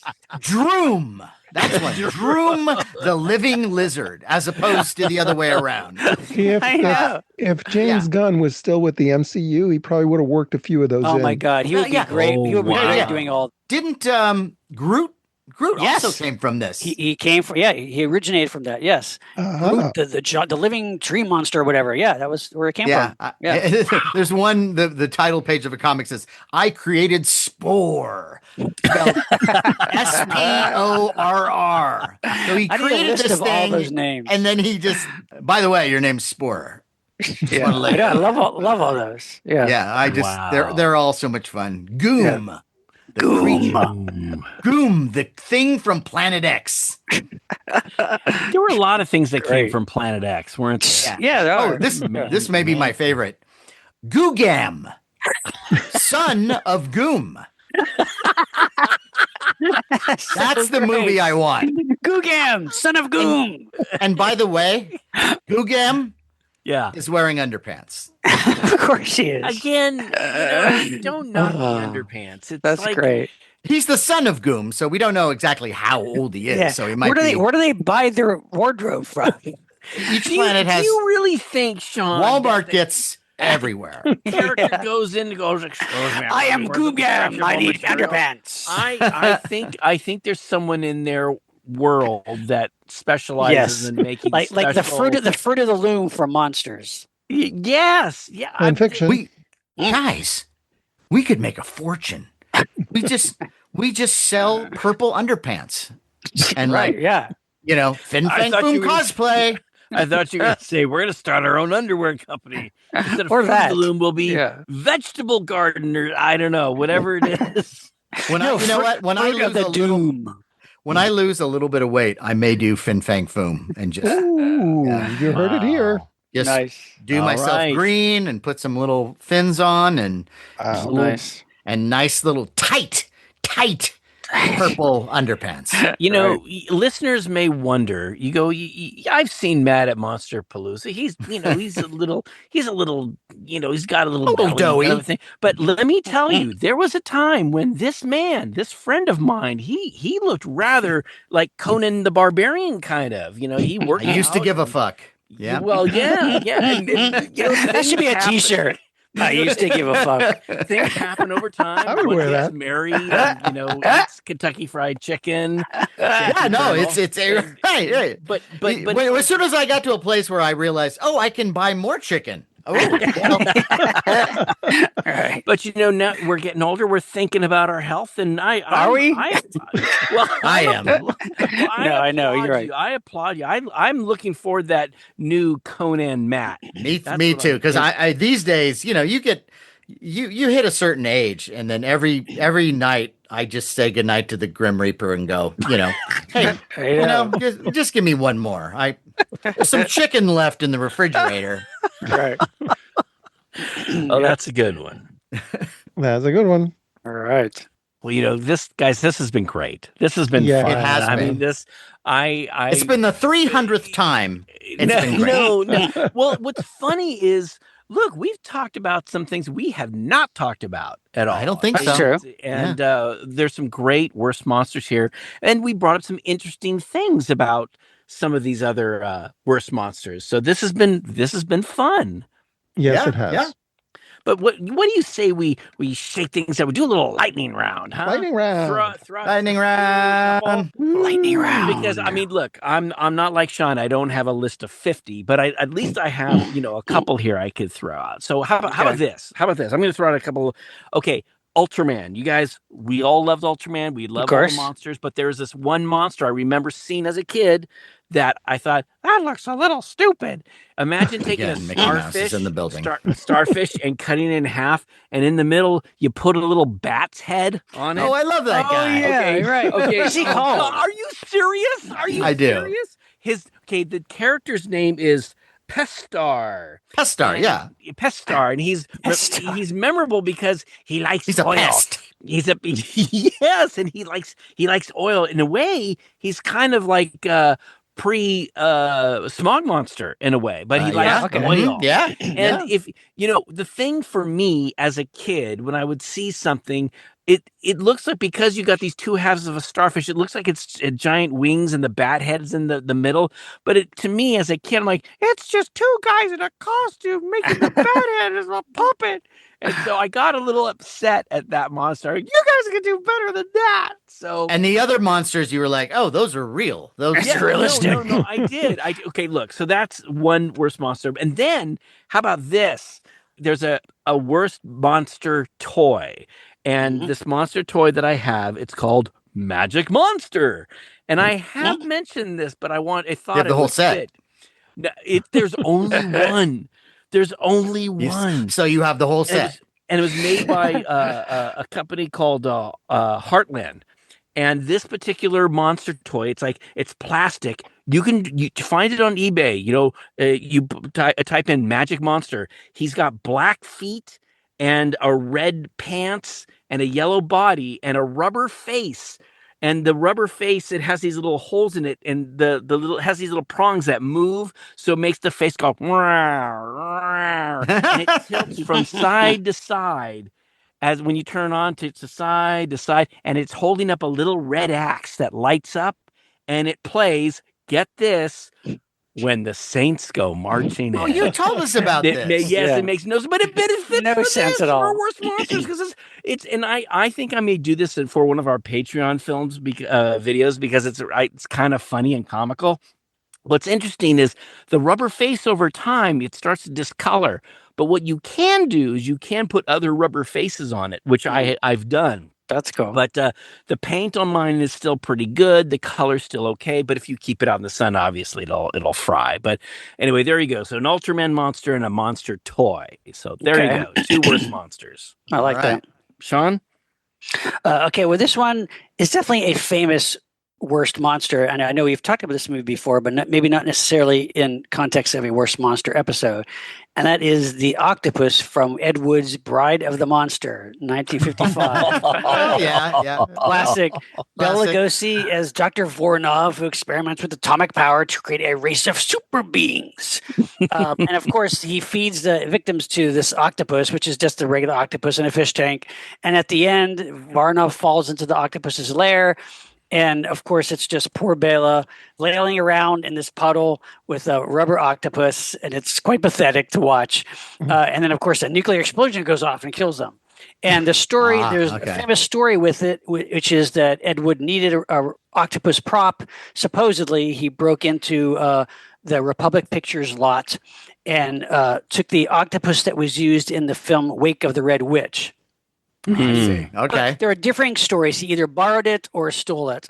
But I also have a story about this because, of course, that sequence was recreated in Tim Burton's film Ed Wood. Yes. Where it's in the film, Ed Wood and Tor Johnson and some other folks are sneaking into the lot. And I saw Tim Burton shooting that scene because I used to live right next to Ince Studios. Oh, that's right. On Ince Avenue. And my little bungalow right there on the street, they blocked off the street and they shot that right there. A couple different takes where they're like breaking into basically Tor Johnson's character walks up and breaks the lock on the door to the lot and they go inside.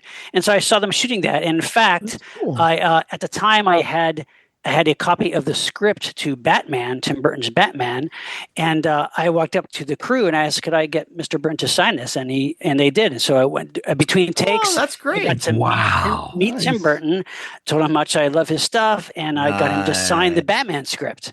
So so that was pretty good. But yes, Bride of the Monster, definitely octopus is pretty pathetic. Another movie around that time, The Ghost of Dragstrip Hollow. From 1959, this is an AIP film. This is a fun, kind of a precursor to the AIP beach movies. It's a hot rod gang stays at a supposedly haunted mansion, but the ghost turns out to be a disgruntled movie monster actor who's bitter about how Hollywood's treated him. Why I consider this a worse monster is because of the way they treated this monster and the actor playing him. This is rather sad in a way because the monster in this movie outfit is the she creature. Created by Paul Blaisdell. And when they unmask the creature in the film, it's Paul Blaisdell basically playing himself. And the sad thing is, though, that The Ghost of Dragstrip Hollow really was the last movie that Paul Blaisdell did. And he always was kind of not treated the best and not given a lot of money to make his monsters. But the monsters in these movies were the highlights of these films. And he was an unsung hero as far as monster makers go. And I just wanted to read his little speech that he gives in the film. And he says it in a very kind of squeaky voice, silly voice. But basically, they unmask him, and it's Paul Blaisdell. And he says, "I scared you to death in Day of the World Ended. You shivered when you saw me in She Creature. The shame of it, to think that they didn't use me in Horrors of the Black Museum. After my years of faithful service, they just discarded me." And then they chase him out of the house. I mean, it's like, wow, that's kind of what Paul Blaisdell's life was really like. So it's kind of sad. But who gets to bitch though in a movie? That's true. Yeah. But yeah, I mean, it was a she creature costume, and he still had it, and they used it for that film. But anyway, it's kind of nostalgic, bittersweet at the same time, you know? Yeah. So anyway, so those are my two choices. There you go. Those are nice, Sean. Nice. Those are nice. Yeah, we should do a whole show on that guy. We could actually. Yeah. Absolutely. It's funny. He was so creative, and what he was able to make with very little money. Yeah. The stuff that we see in those films, and we may make fun of, they're iconic. They are iconic looking creatures. I mean, I have a she creature figure. I have me too. He conquered the world monster. Yeah, I mean, those are classic monsters. Yeah. He should have done the costume for the Klingon monster dog. Would have been better. Would have been much better. Yes. So there you go. Okay, well, this is an easy one, and we probably mentioned this before, but when Universal followed up House of Frankenstein with House of Dracula, they wanted to make another Monster Mash and have the same amount of monsters, including a hunchback. Well, unfortunately, the hunchback here is not a monster at all. It's a nurse who happens to have a hunchback, and she's she's a sympathetic character. Completely. And she's a cutie too. And Jane Addams was the actress. And they just kind of tried to. It was really false advertising, is what it was. Yeah, it was I agree. billing. Ooh, scary, attractive nurse who has a hump. Well, and looking she's a hunchback, but what?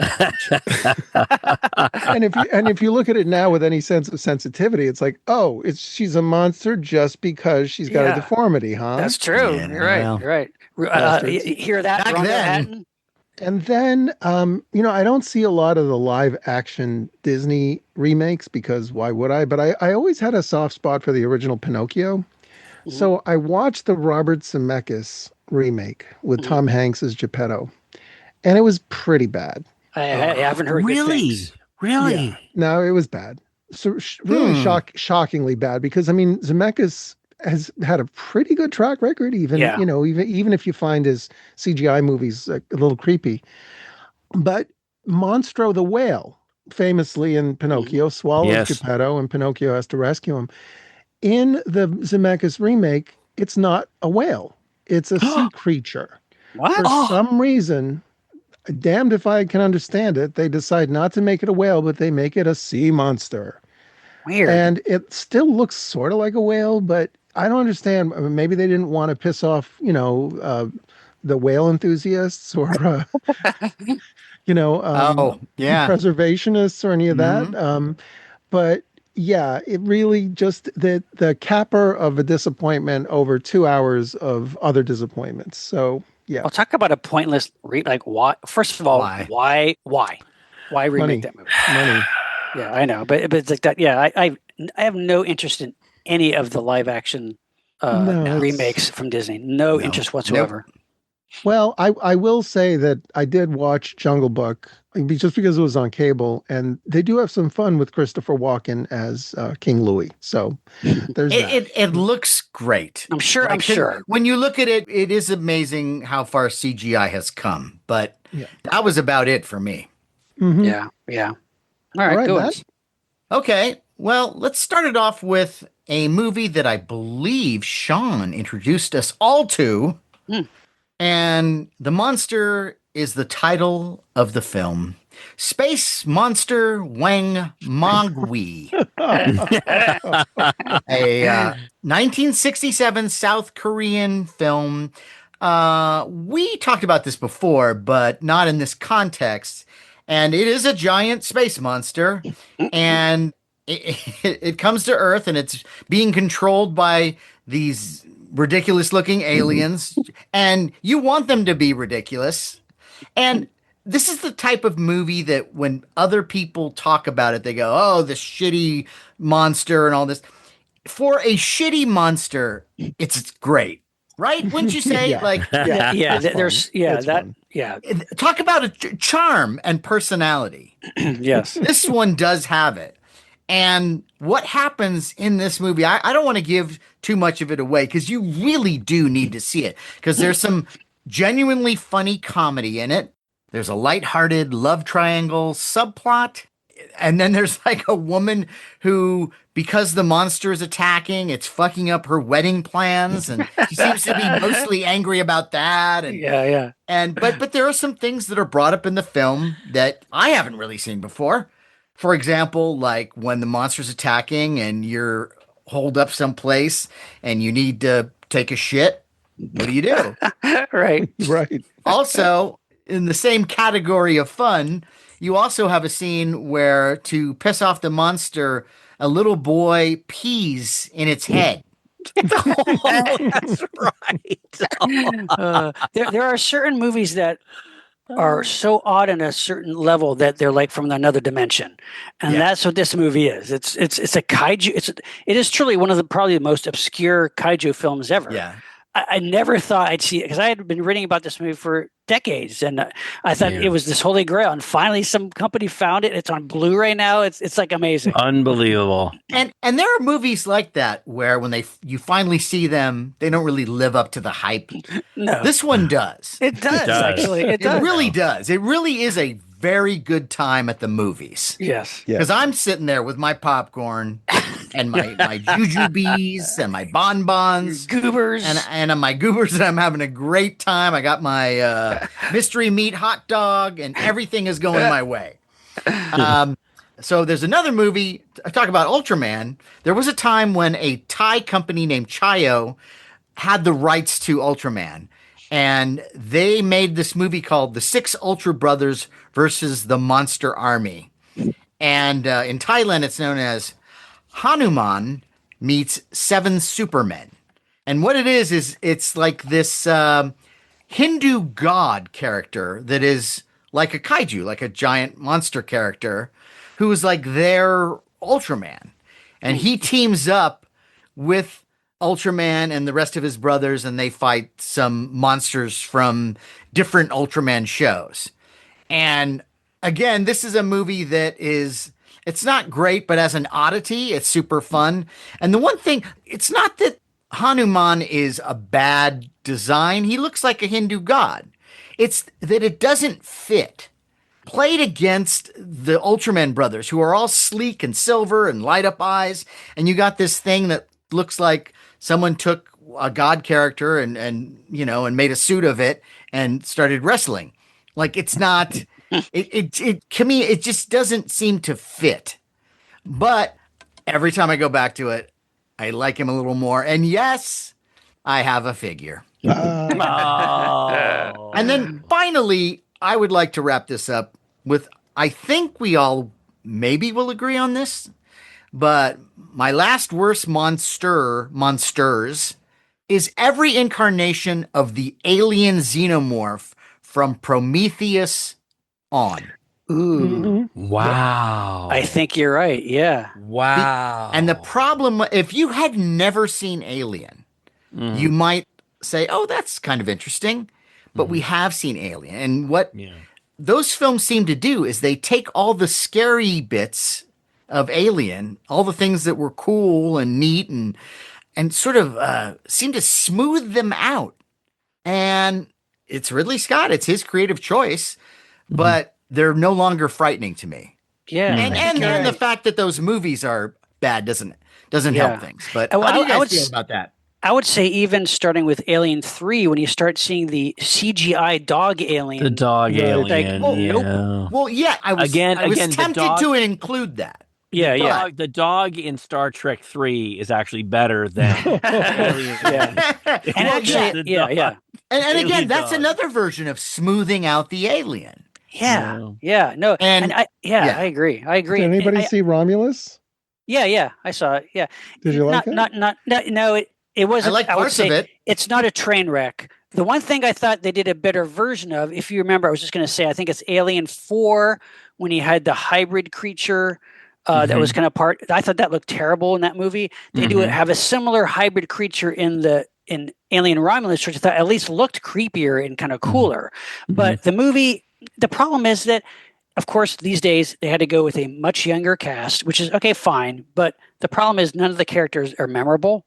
And there is also an unforgivable AI CGI version of a legacy character that is so terrible. It's bad. It's unbelievable. But some of the action and suspense sequences with the regular xenomorphs are pretty well done. Yeah. So I'd say if it were a better movie, it would have been great. Yeah. It's better than Prometheus or any of those shitty films before that. So I will defend, though, the baby alien half-breed from Alien 4, because I think what they were trying to do with that character is make it a little more sympathetic. Oh no, I agree. I just thought, I thought that worked. I liked it. That was one of the few things I did like of the movie. Okay, I have that figure.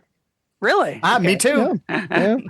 But I will say, I agree with you, Matt, and I will say, I am very, very cautiously hoping that the new TV series Alien Earth, we'll see. Who knows? I'm going to at least give it a shot.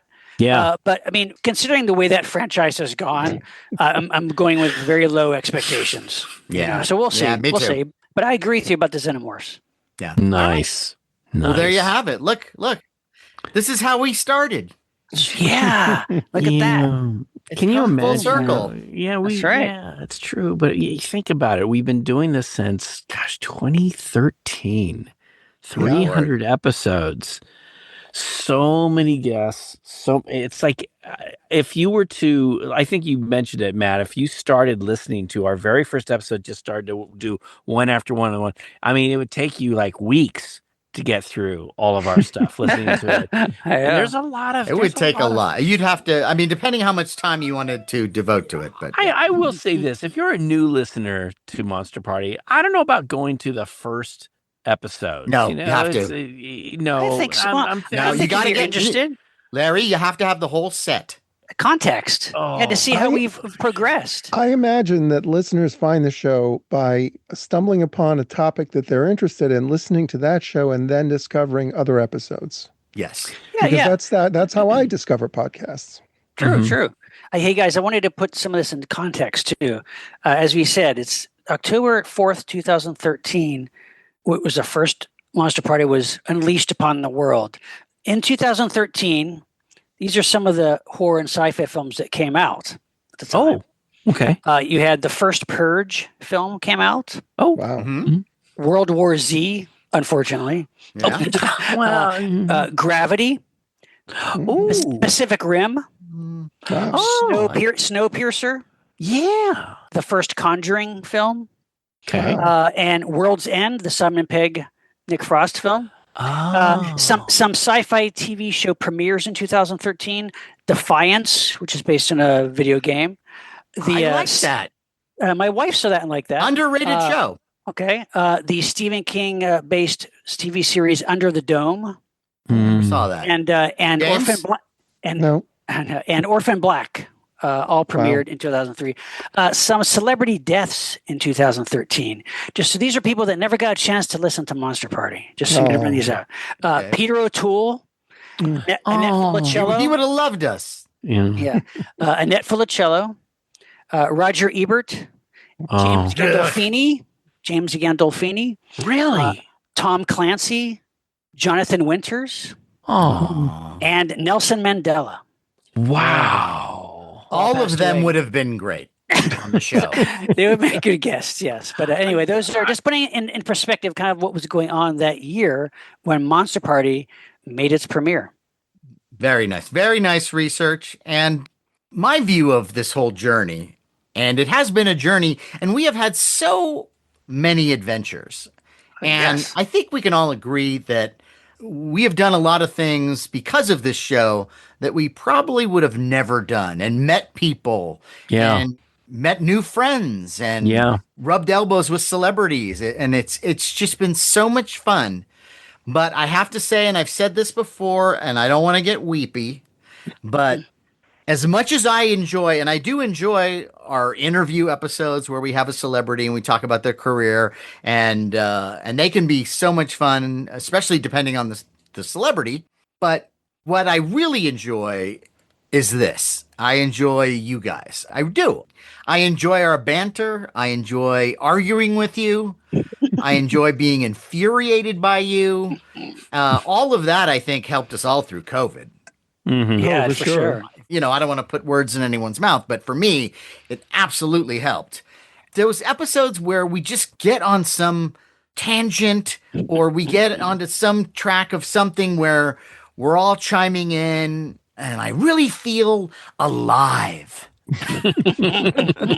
Yeah. No. Well, Larry, like you said about Taylor White saying, how do you guys run out of ideas or keep doing the show? But to me, it's three things too. It's first of all, our passion for the stuff, right? Yes. Mm-hmm. Eat, live and breathe this stuff. Yes. But to our knowledge of the stuff. Amongst the four of us, we have a lot. We never run out of ideas to talk about as far as cinema, toys, music, TV. We still have a ton.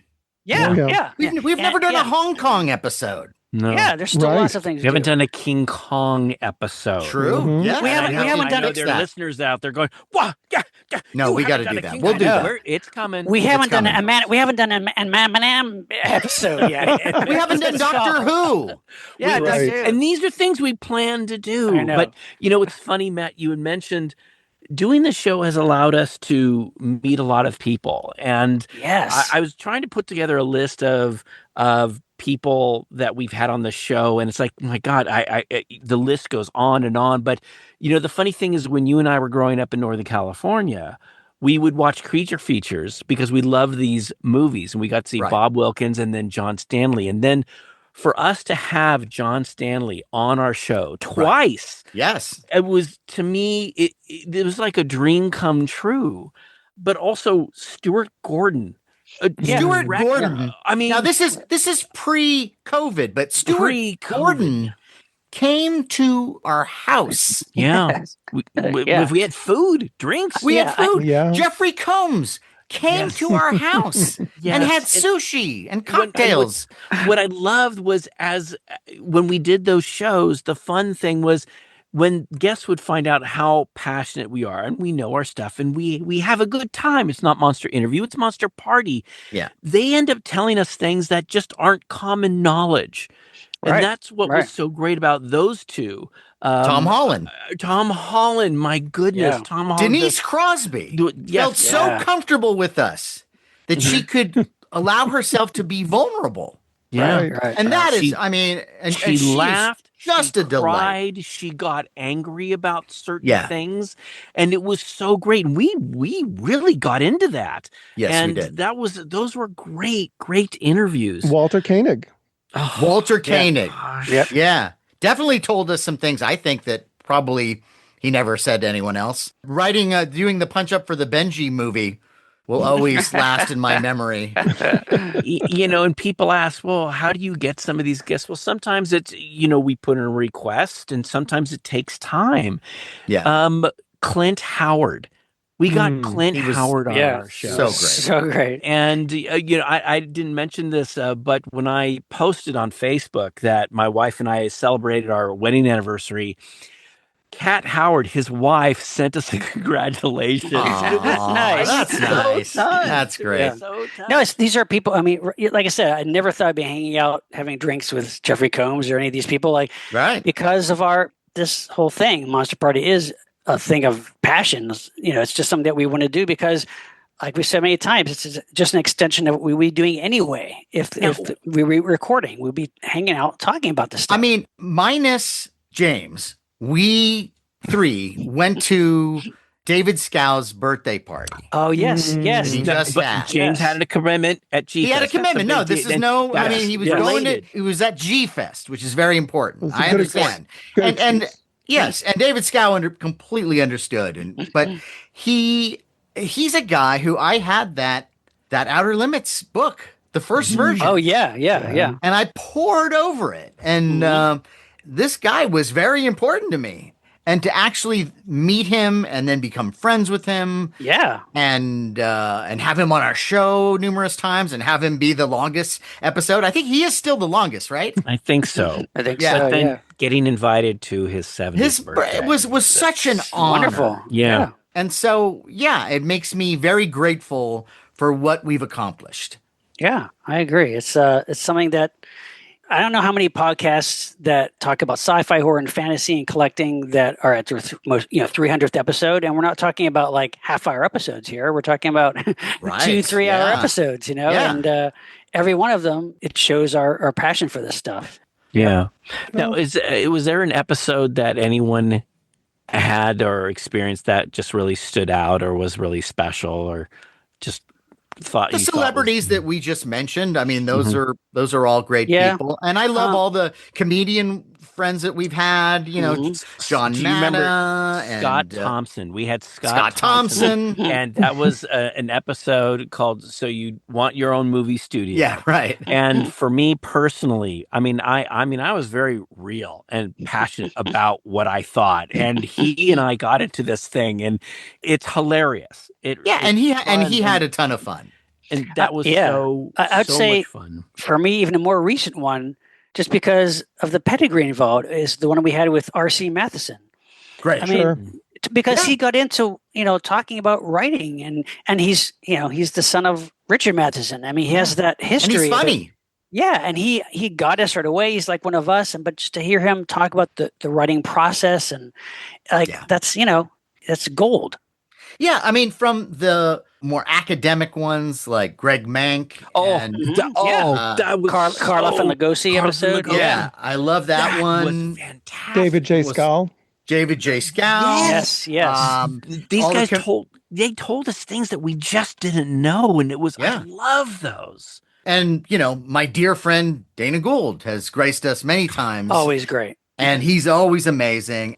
It would be ridiculous if we went through every single episode. We've had a lot of people, I mean, we have so many friends. I mean, Mark Pitta and Jason Lindsay, Ted Haynes.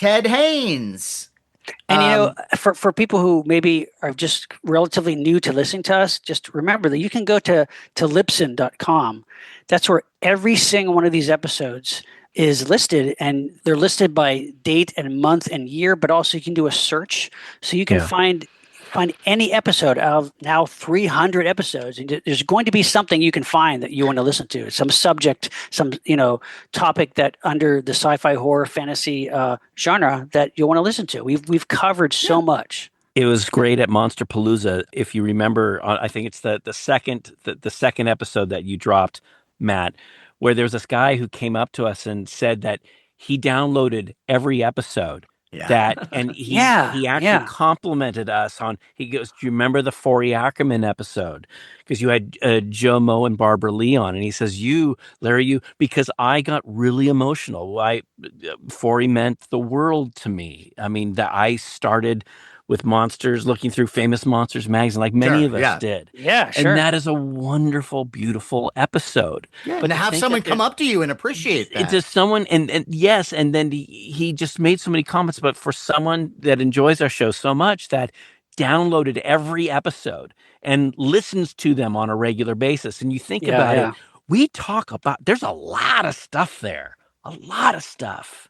And we have all these long episodes, and that made me think of David Weiner with his epic documentaries, and he's been a tremendous friend to this show. I know. Invited us to premieres, and just been wonderful. And it seems like because of this podcast, I have this ever widening circle of really good friends. Yes. Yeah. And I don't take that lightly, because that's also what I enjoyed about stand-up comedy. And we've had so many of my comedian friends here, Greg Proops and Sue Murphy. That's always a good time. But the sheer amount of people that have been on this show that we could run into or bump into and like, hey, I had such a great time. And it makes me think, hey, you never know when they're going to show up right behind you and surprise you where you want to go, hey.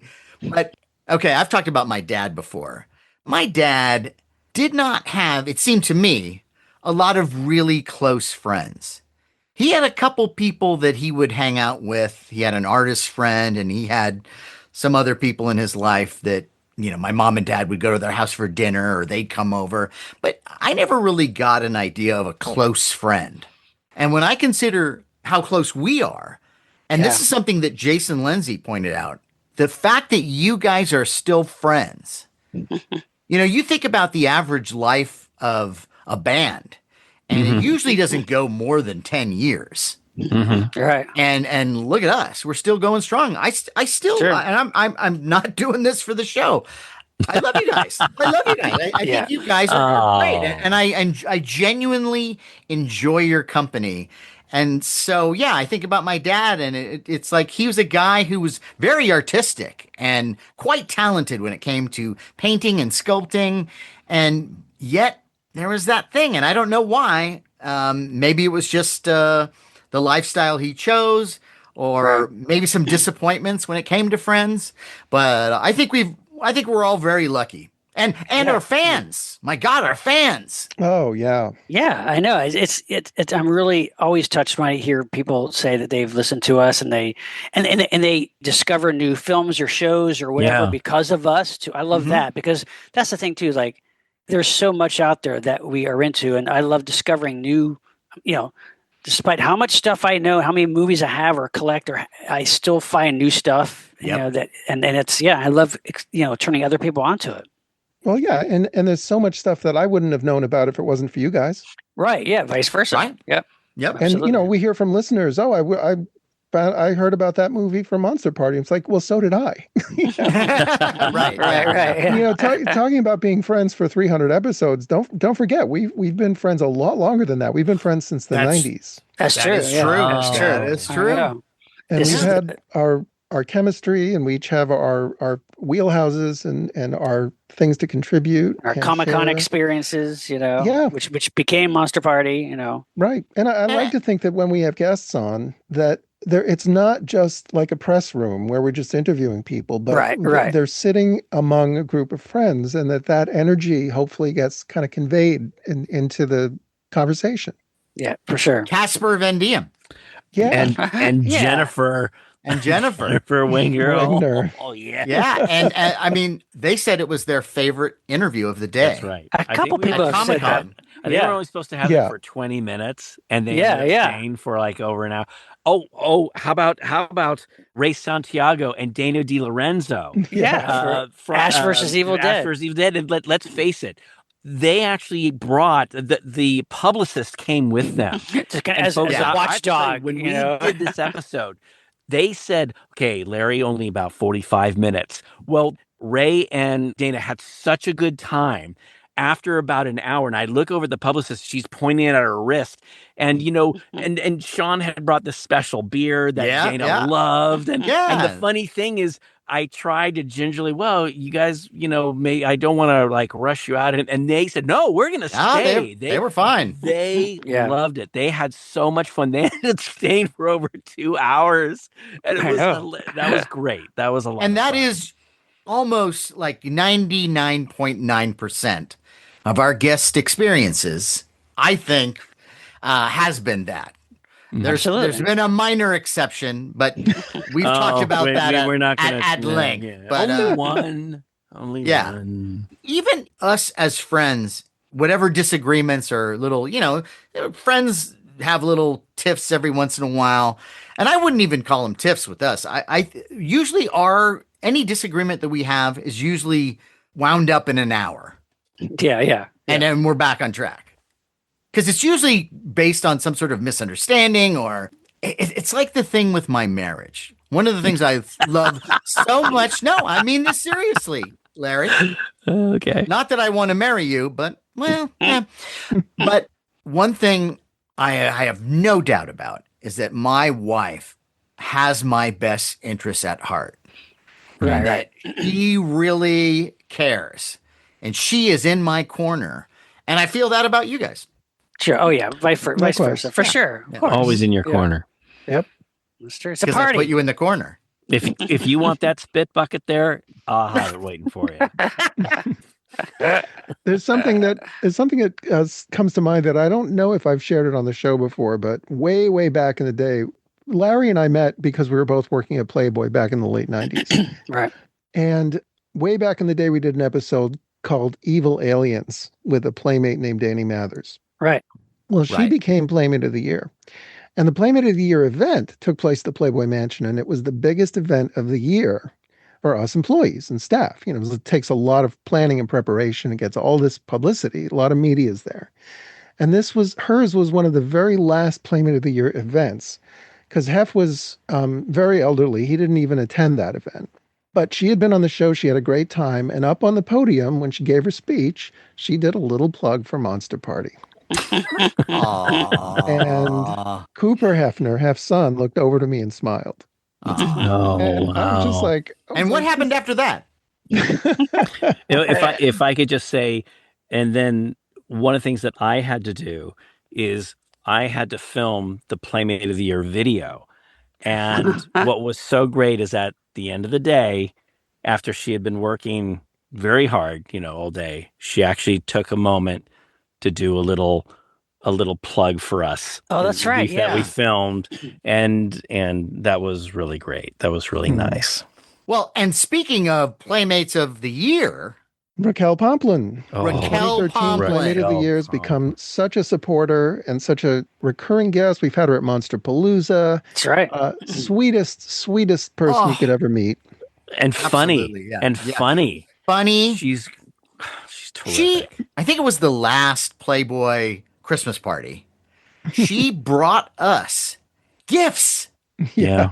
That's She right. did. I got a Deep Space Nine pin that was just beautiful. I think, Larry, you got a phaser. Yeah. Like, come on. What? And I like the fact that because she was never really super hardcore into horror. I think we exposed her to a lot of some films that would probably scared the hell out of her. But like, she was fascinated always by I think the genre because of us. Well, that's another thing too. Larry's sister Angela, not a genre fan, but listens to the show and has gotten, insights. Yeah. Love that. That's true. She listens to us while she cleans. Yeah. And speaking of things that people have given us, we got Uncle Bobby from Uncle Bobby, the pit bull of comedy, Bobby Slayton. That's right. Amazing. Uncle Bobby is this thing that we take to Monsterpalooza, and it's this latex rubber, half decayed skeleton creature. Professionally made, though. Really nicely made. Some amazing teeth. Like the teeth scare me the most because I think they may be real. Well, let's be clear. This is not something you can go to a Halloween superstore and buy. No, this was made. This was crafted by. He spent some money on it too. Yeah, and he gave it to us. And now it's at every Monsterpalooza. We always put our Monster Party shirts on him, and he's a terrific mascot and model. And you know what? When you have something in your life that's going badly, he's a good shoulder to cry on. On the show, we have these amazing guests that, are actors or directors, writers, but also we had some people on who are documentary people like Weiner, but also Roger Nygaard. Nygaard.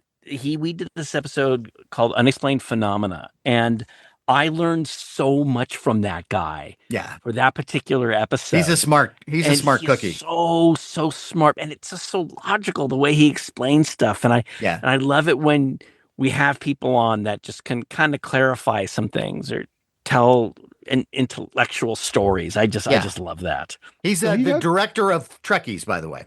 Yeah. Yes. Which you were in.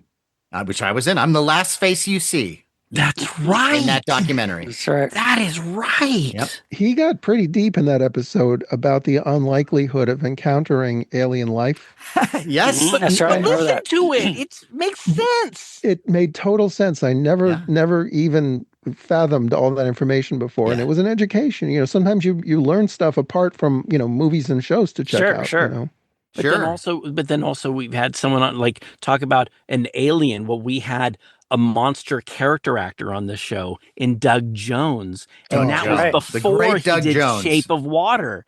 That's right. The fact that he came and just spent all that time with us, God, what a lovely guy going over He may be the nicest man in show business. But the funny thing is nowadays, when he goes to Monsterpalooza and he's at a table signing, the line goes out the door. He has so many fans. It's hard for us to hey, over here, because he's just mobbed by people, and it's nice. It's nice to see, it's like, it is nice. Hey, we remembered you when, Mac the Night, and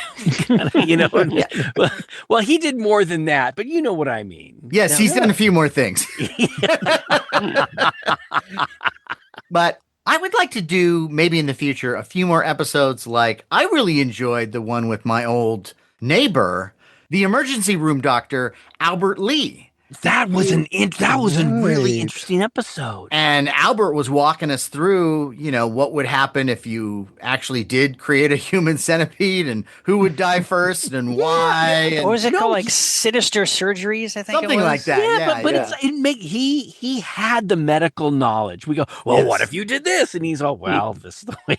Well, not like that, but he was very entertaining the way he explained stuff. I learned a lot on that show. Yeah, too. and he didn't flinch at anything we. No. He was just like, all right, let's take this apart. Okay. I think the nutrients, by the time it got to the third person, there would be no nutrients. Yeah.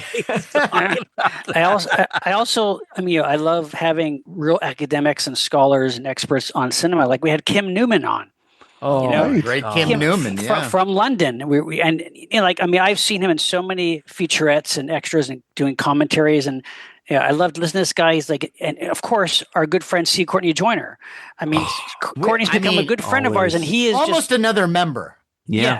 Along with Ken Daly, by the way, who's another great guest.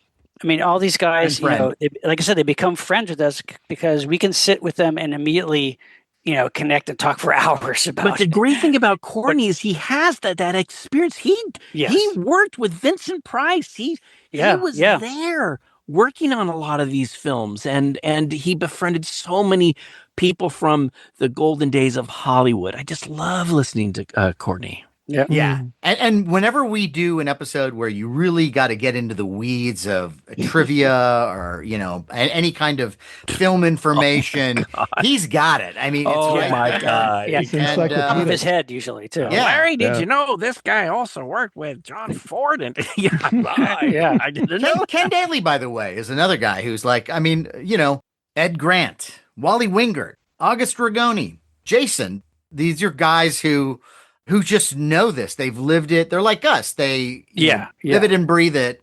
And it's always easier when you have someone where you don't have to go like, where it's that situation where you go like, okay, so what would be like a favorite horror movie? And it's like, well, Conjuring 1 and then Conjuring 2. You're like, okay, well, okay, I get it. You like horror, but that, you don't really go as deep as we do. Right. It's been touching too over the years. James had mentioned this when listeners have reached out to us in the past about certain episodes that touched them or things that they appreciated. And there was one that I remember that actually had a really difficult time whose father had passed away. And he said that listening to our shows really helped him get through it. Mm-hmm. And he had just ordered a Monster Party cap, and it arrived to kind of like put, the cherry on the top, and it just really helped him. And that was, that was Walt Keegan in New Jersey. And he had also gotten the bonus DVD of our Japan trip. Yeah. So I think that helped cheer him up too. And it is I have more to say about him later, but but it's true. There are times when, look, I was going to a toy show here in San Jose, and I'm with my father-in-law, and I'm taking him around. We're having a good time. And there I got recognized by, oh my God, it's Larry from Monster Party. You want to get a picture and stuff, and starts talking about his favorite episode right from my father-in-law. It was great.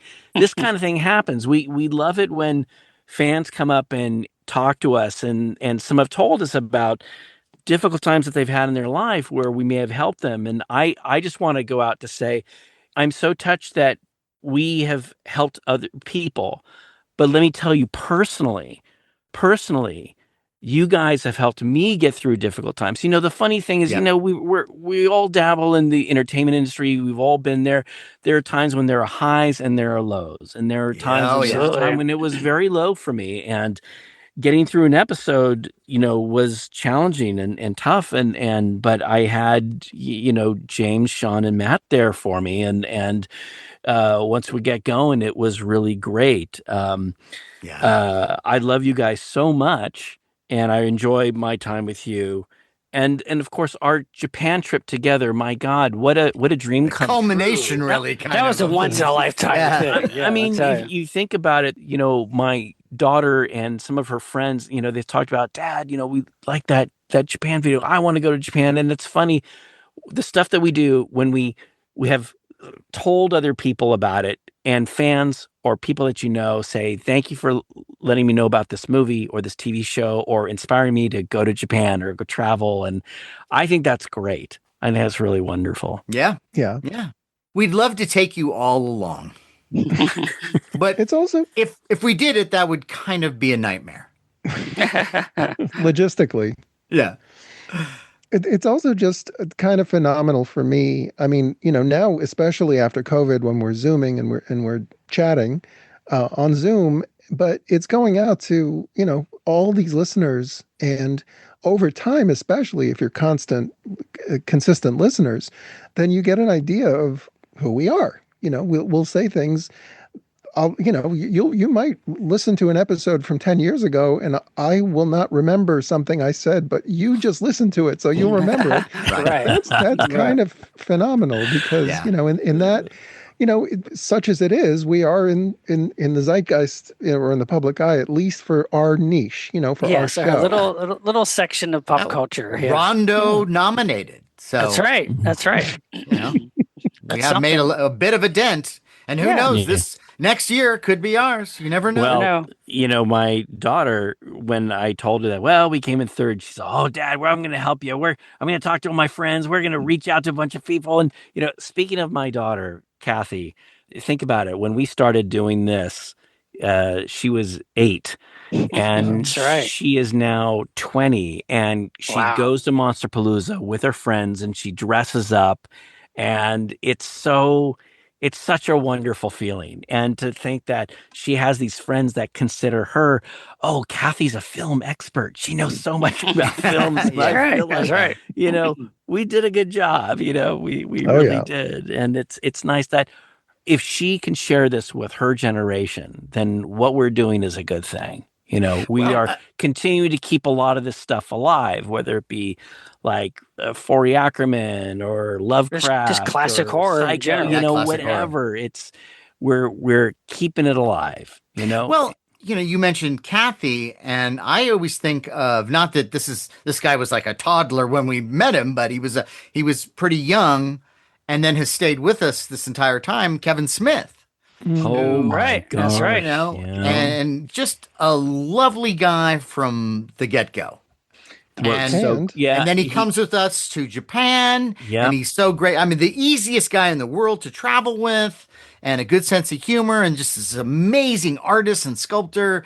And to see him do so well over the years makes me happy in my happy place. To see him get hired by companies that want him to sculpt toys blows me away. Yeah. He's making Godzilla vinyls. He's making Godzilla living the dream. toys. Living the dream. And I'm going to go out on a limb here. It's because of us. Solely because of us. Well, hey, we take him to Japan, and he carried our bags and filmed us, and he's outlived the unpaid intern label. Actually, you're right. You're right. Gosh, I gotta call him something else now. It's what we've been talking about, how we influence each other. I think we influenced him, and I would like to think that. And introduced him to some things. But what a great guy. Yep. And those holiday gift guide episodes he does with us every year are my favorite annual episodes. I just love talking about fun shit that I want under my tree. Yeah. And fun stuff you want under your tree, something to add to your collection.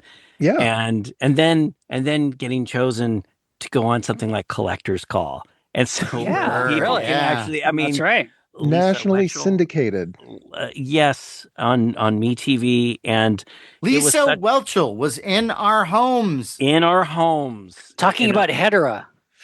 Yes. And tweeting zeroids. How often does that happen? And the creature. Never. Yeah. I never would have, watching Facts of Life, I never would have thought this is where it would go. but it's great, because what I love and appreciate is, okay, so these guys, they have funky collections or whatever, but they actually tell people about Monster Party. They say, well, they're Larry's pod, their podcast. Yeah. I think Sean's episode is probably the best one when they feature that, but it's really, really nice. And we wouldn't have been able to get it if we didn't have unique collections. So there's a lot to say that Sean's episode was the best. Well, I think it was a Monster Party. It featured Monster Party. It was going so well. No, because for me, for my episode, the 300th episode and the last episode of Monster Party. That's how quickly it can turn.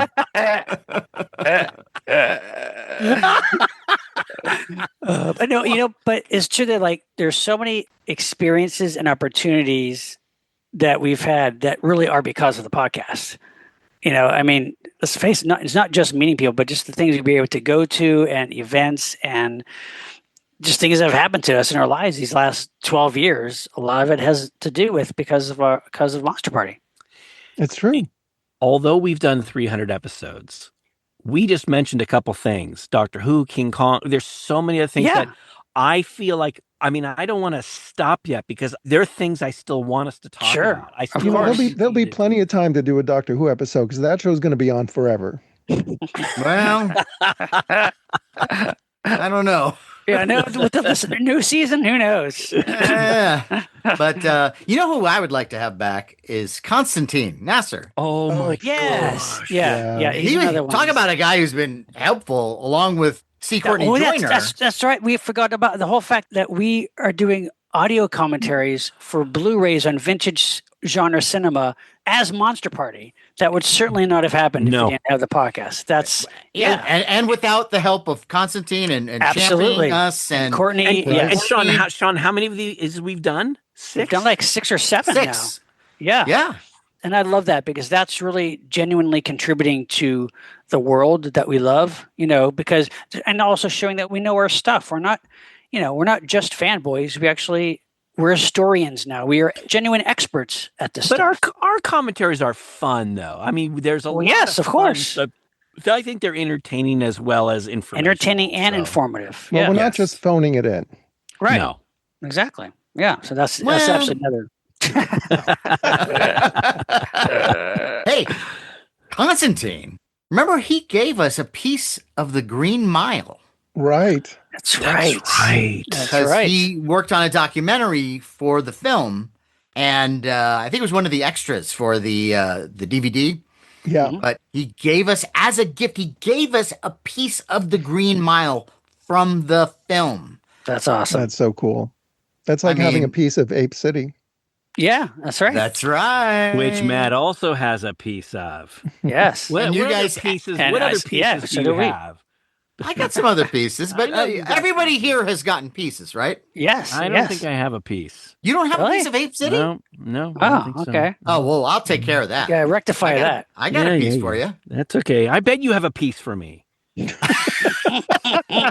want a piece of my mind? Well, it's a piece of Ape City. Guys, this has been so much fun. And I think we need to thank all of our listeners who have been with us. Yes, we do. For the longest time, or new listeners. That's right. And all of our amazing, wonderful guests. Yes. All of them. All of them. We want to thank all of you. Thank you so much. You hear that, Jewel? Thank you so much for being a part of Monster Party. And this has just been such a wonderful ride. Thank you to our Patreon members. Yes, that's right. Yes, the support means the world to us. Yeah. That's right. And let's thank all the people who gave us stuff. More about that later. Oh my gosh. We've Monster Palooza and before the holidays, people would send us stuff and it was great. Yes. Ted Haynes would make us little figures or something. Hey guys, for you. Always brings us lovely treasures. God, what a wonderful guy. Sweet man. Guy. But yeah, gifts. We get gifts.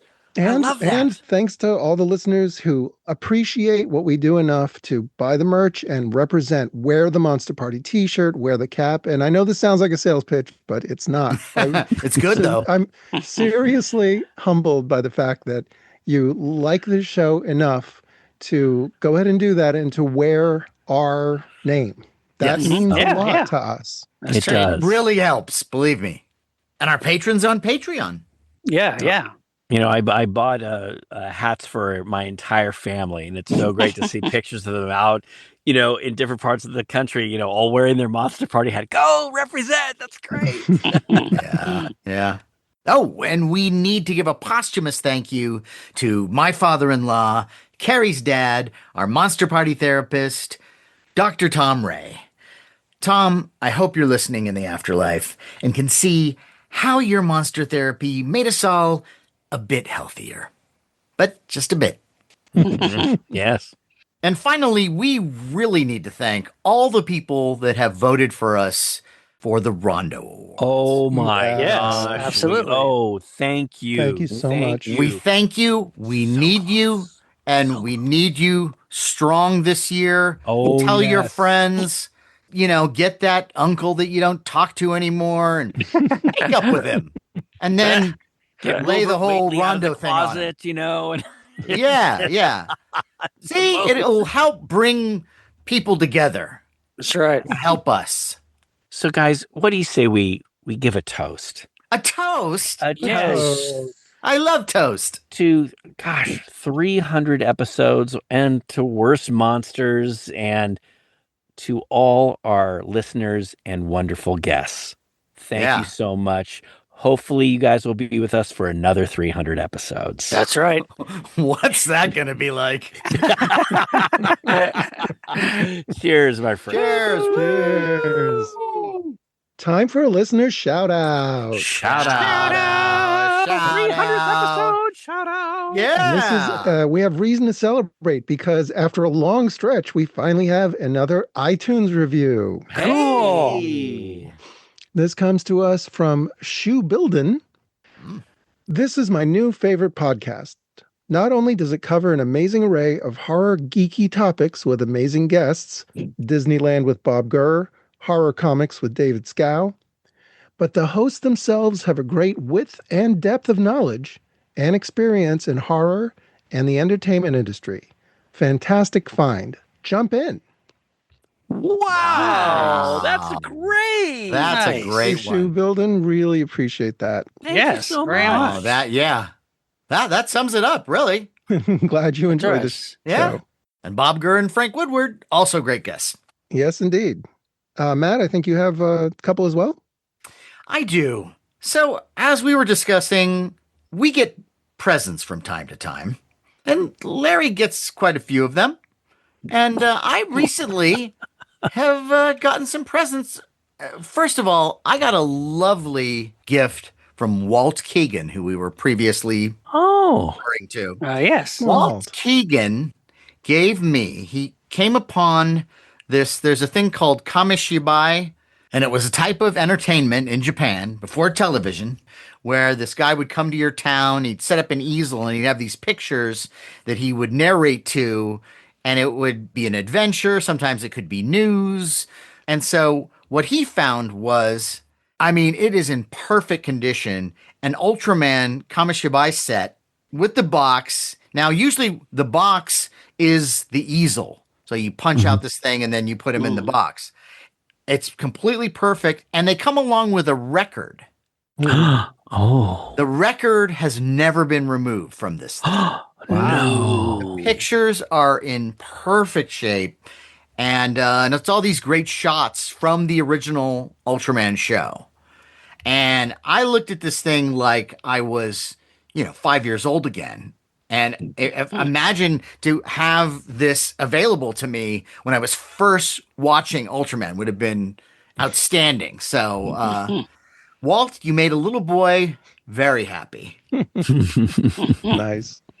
And you remember our good friend Ken Daly, right? Oh, yes. Ken Daly, the fifth member. Mm-hmm. Ken is a wonderful, lovely man, and he has this 3D printer. And what he will do is he'll find the schematics. I don't exactly know how it works, but you buy these schematics and you program them into the printer, and they'll do whatever design is on this thing. So, I mentioned some things that I wanted. He made me a nice little kit of sexy Sigourney Weaver from the last scene in Alien, but she's coming out of the suit kind of cheesecake style. Beautiful. But he recently gave me, he did this Hatbox Ghost from the Haunted Mansion. Beautifully painted, about, I want to say like 4.5 inches tall, nice little base, just gorgeously painted, and a beautiful sculpt. And he gave me that. But not only did he give me that, Sean, he also gave me Box from Logan's Run. Oh, Nice. Yep.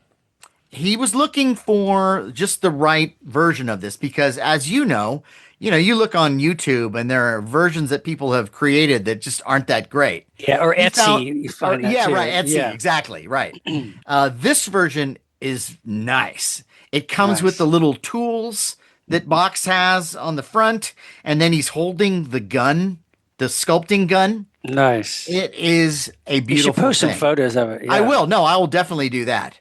But he surprised me with this, and I almost passed out. Like I got faint and wanted to kiss him and love him and keep him from harm. Like, Mm.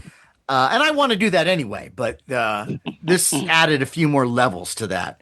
So, That's awesome. Ken, thank you again. I mean, I really, really love this stuff, and he's having fun with it too. Nice.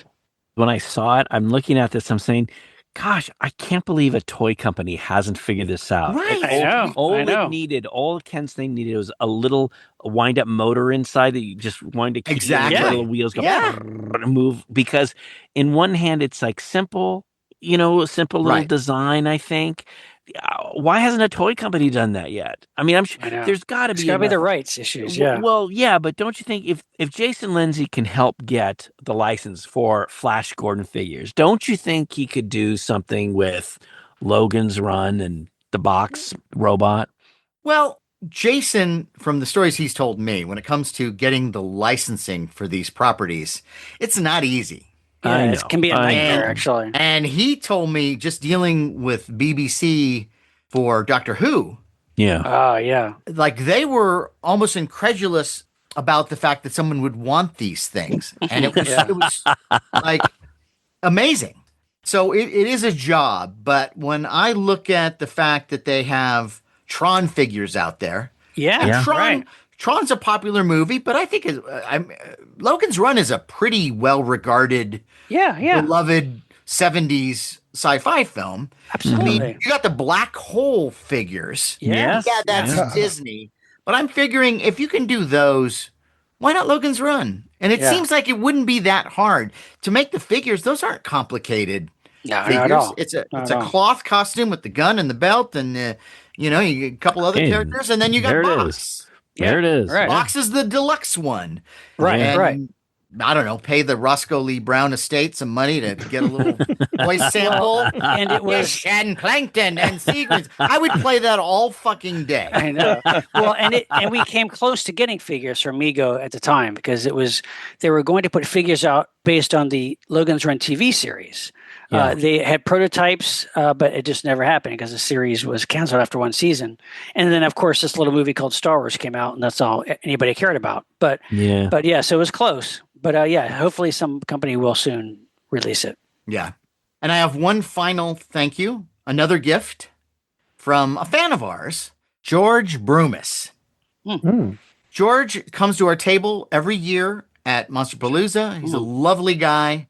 And he gave me a replica shot glass from Blade Runner. Yeah. From the bar. Yeah. Remember that. Yeah. So that's That's awesome. He awesome. cosplays as Rick Deckard. Yes. Right. Nice. He's going to San Diego. So we all have to hang. We have to Oh, hang. cool. Yeah. Oh, yeah. Because he is, every time I see him, he's great company.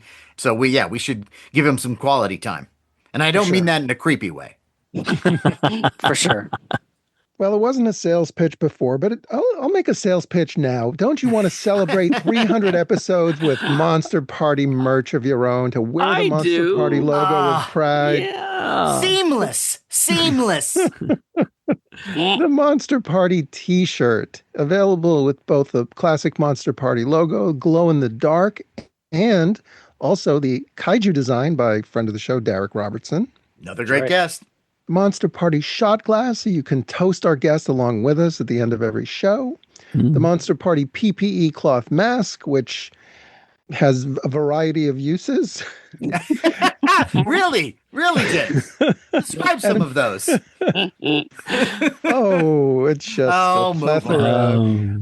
And Plethora. last but not least, the legendary Monster Party baseball cap with so many stitches. How many stitches, Larry? There's over Countless. 10,000 stitches. Over One, 10,000 stitches. 2, Okay.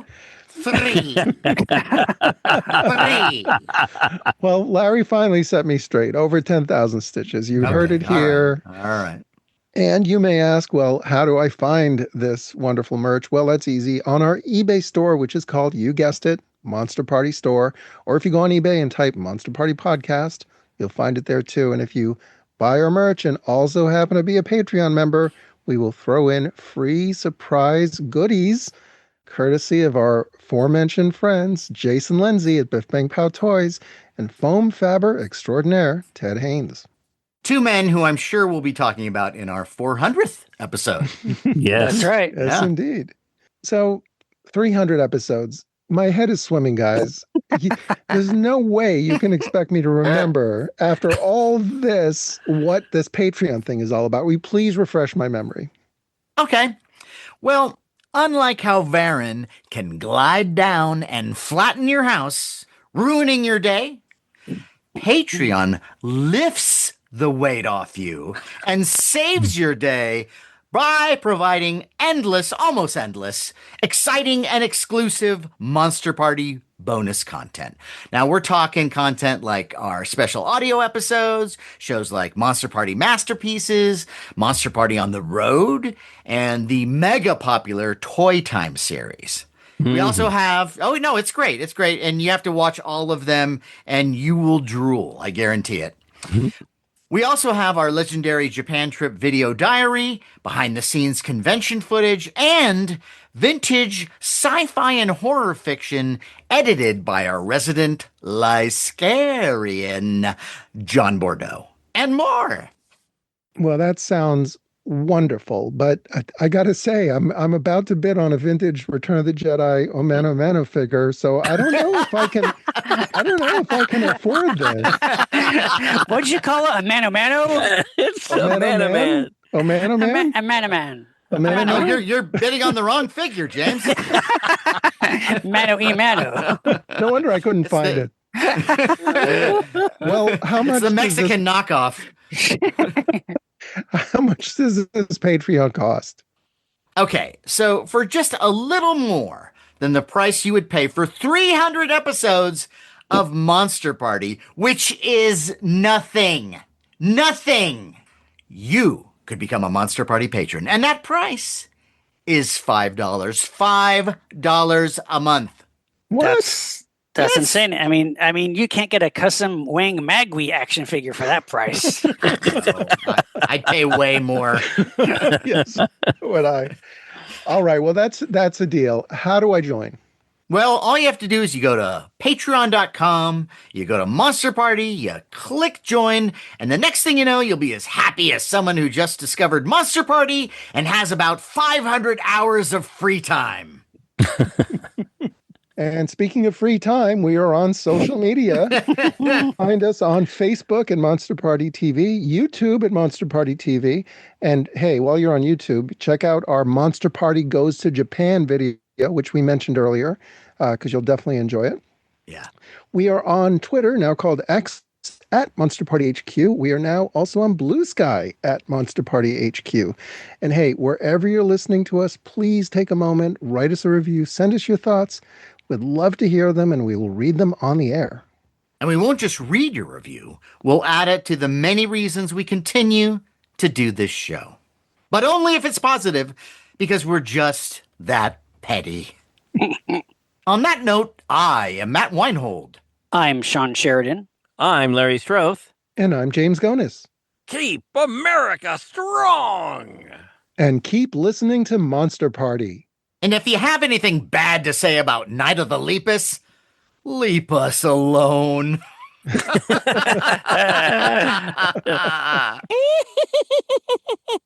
Salacious, is that you?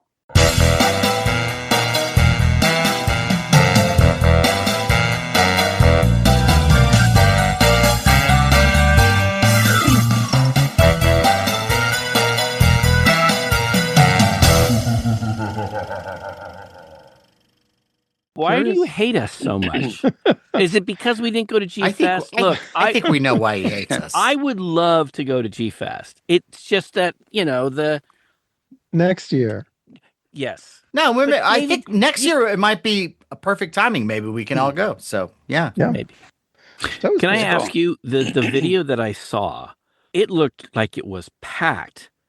It's grown. It's 7,000 people now, and it's at a bigger hotel. It's at the Hyatt. The only thing is, though, it's not as cozy as the old hotel, and I gotta say, it's lost some of its charm. Like Comic-Con? Like Comic-Con, kind of. I mean, a little bit. Right. Yeah. I mean, mostly it's just great to see all the costumes and everybody's into it, but back in the day, we used to walk around G-Fest and you'd always see somebody in a Monster Party t-shirt, a Monster Party cap. This year, no. It was just got a little bit more awesome, impersonal. That's great. We need to work harder, guys. Happy 300th. Yes, with a declining. If we can't get the fucking Godzilla fans, people, wow, Jesus. Well, but if you hadn't said all that shit about Shin Godzilla, they wouldn't have ripped off their shirts and said, "We're done." Defiance. Yeah, or legendary. It's over. Godzillas. How dare you? Well, James, some of the Godzilla costumes I've seen were unbelievable. That's improved. Back what 15 years ago, it's like, hey, I'm Godzilla in cardboard, or I'm made which is still my favorite lettuce, and they had that too. And I love that. That's kind of I prefer it because a professional, you now have people have the tools and the wherewithal to go out and make a really good Godzilla suit, but back to us when we were kids, we're like, no money. No materials. Yeah, I'm gonna do what with latex? Go fuck yourself. Yeah, you want me to buy a kiln? No, I found a bunch of used cardboard behind Target. I'm gonna. There you go. See, right. Yeah, your dad. We got a new refrigerator. Oh boy, yeah. I like a red wine with some red meat or a pasta because it complements the flavor. But just as a what do you call it? Is that like leisure kind of drinking thing? I don't go to wine usually. I know some people do. That's my dad. Open a bottle of wine. Yeah, that's my dad. He pops open the fucking jug. He didn't do a jug, did he? He didn't do it. He bought the jug wine. Did he really? Yeah, I know. So yeah, no, he was the cheapest drunk. Right. Same with my mom. Yeah, the cheapest wine, the fucking, if there was a step below Gallo, I think that's what he got. And it was the big jug of white wine. And then we've talked about this before, the Lucky Lager beer. Yeah. Yeah, my dad, my parents, first of all, my mom didn't drink at all, but my dad was, we would never get a jug wine. It was always some bottle thing, and then Dad had to have, fancy German beer. Right. Yeah. Good times.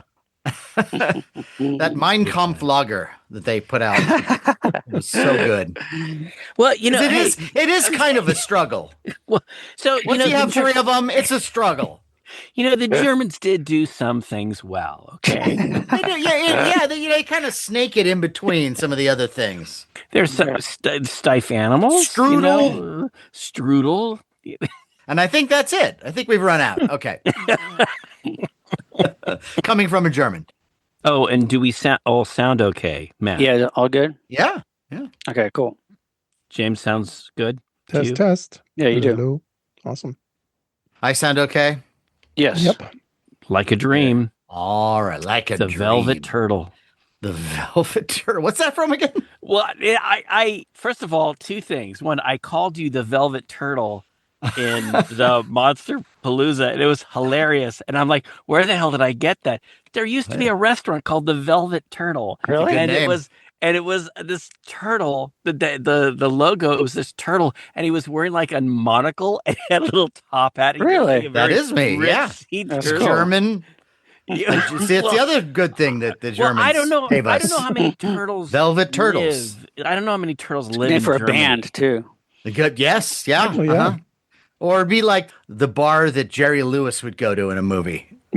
Yeah. See you at the Velvet Turtle. Then we'll hit the hi-hat. Yeah. Then we'll go to the Bronze Marmot. After that, it's Jumbo's Clown Room. Well, it always winds up at Jumbo's Clown Room. Greetings, everyone. And welcome. Let me start again. Well, I got a velvet turtle in my throat. Piece of lettuce. You almost beat me to it. Okay. Wait, I'm gonna close my window. Hold on. Close your window. That's why I stopped, because your window was open. Fucking Sean and his windows. Oh, 300th.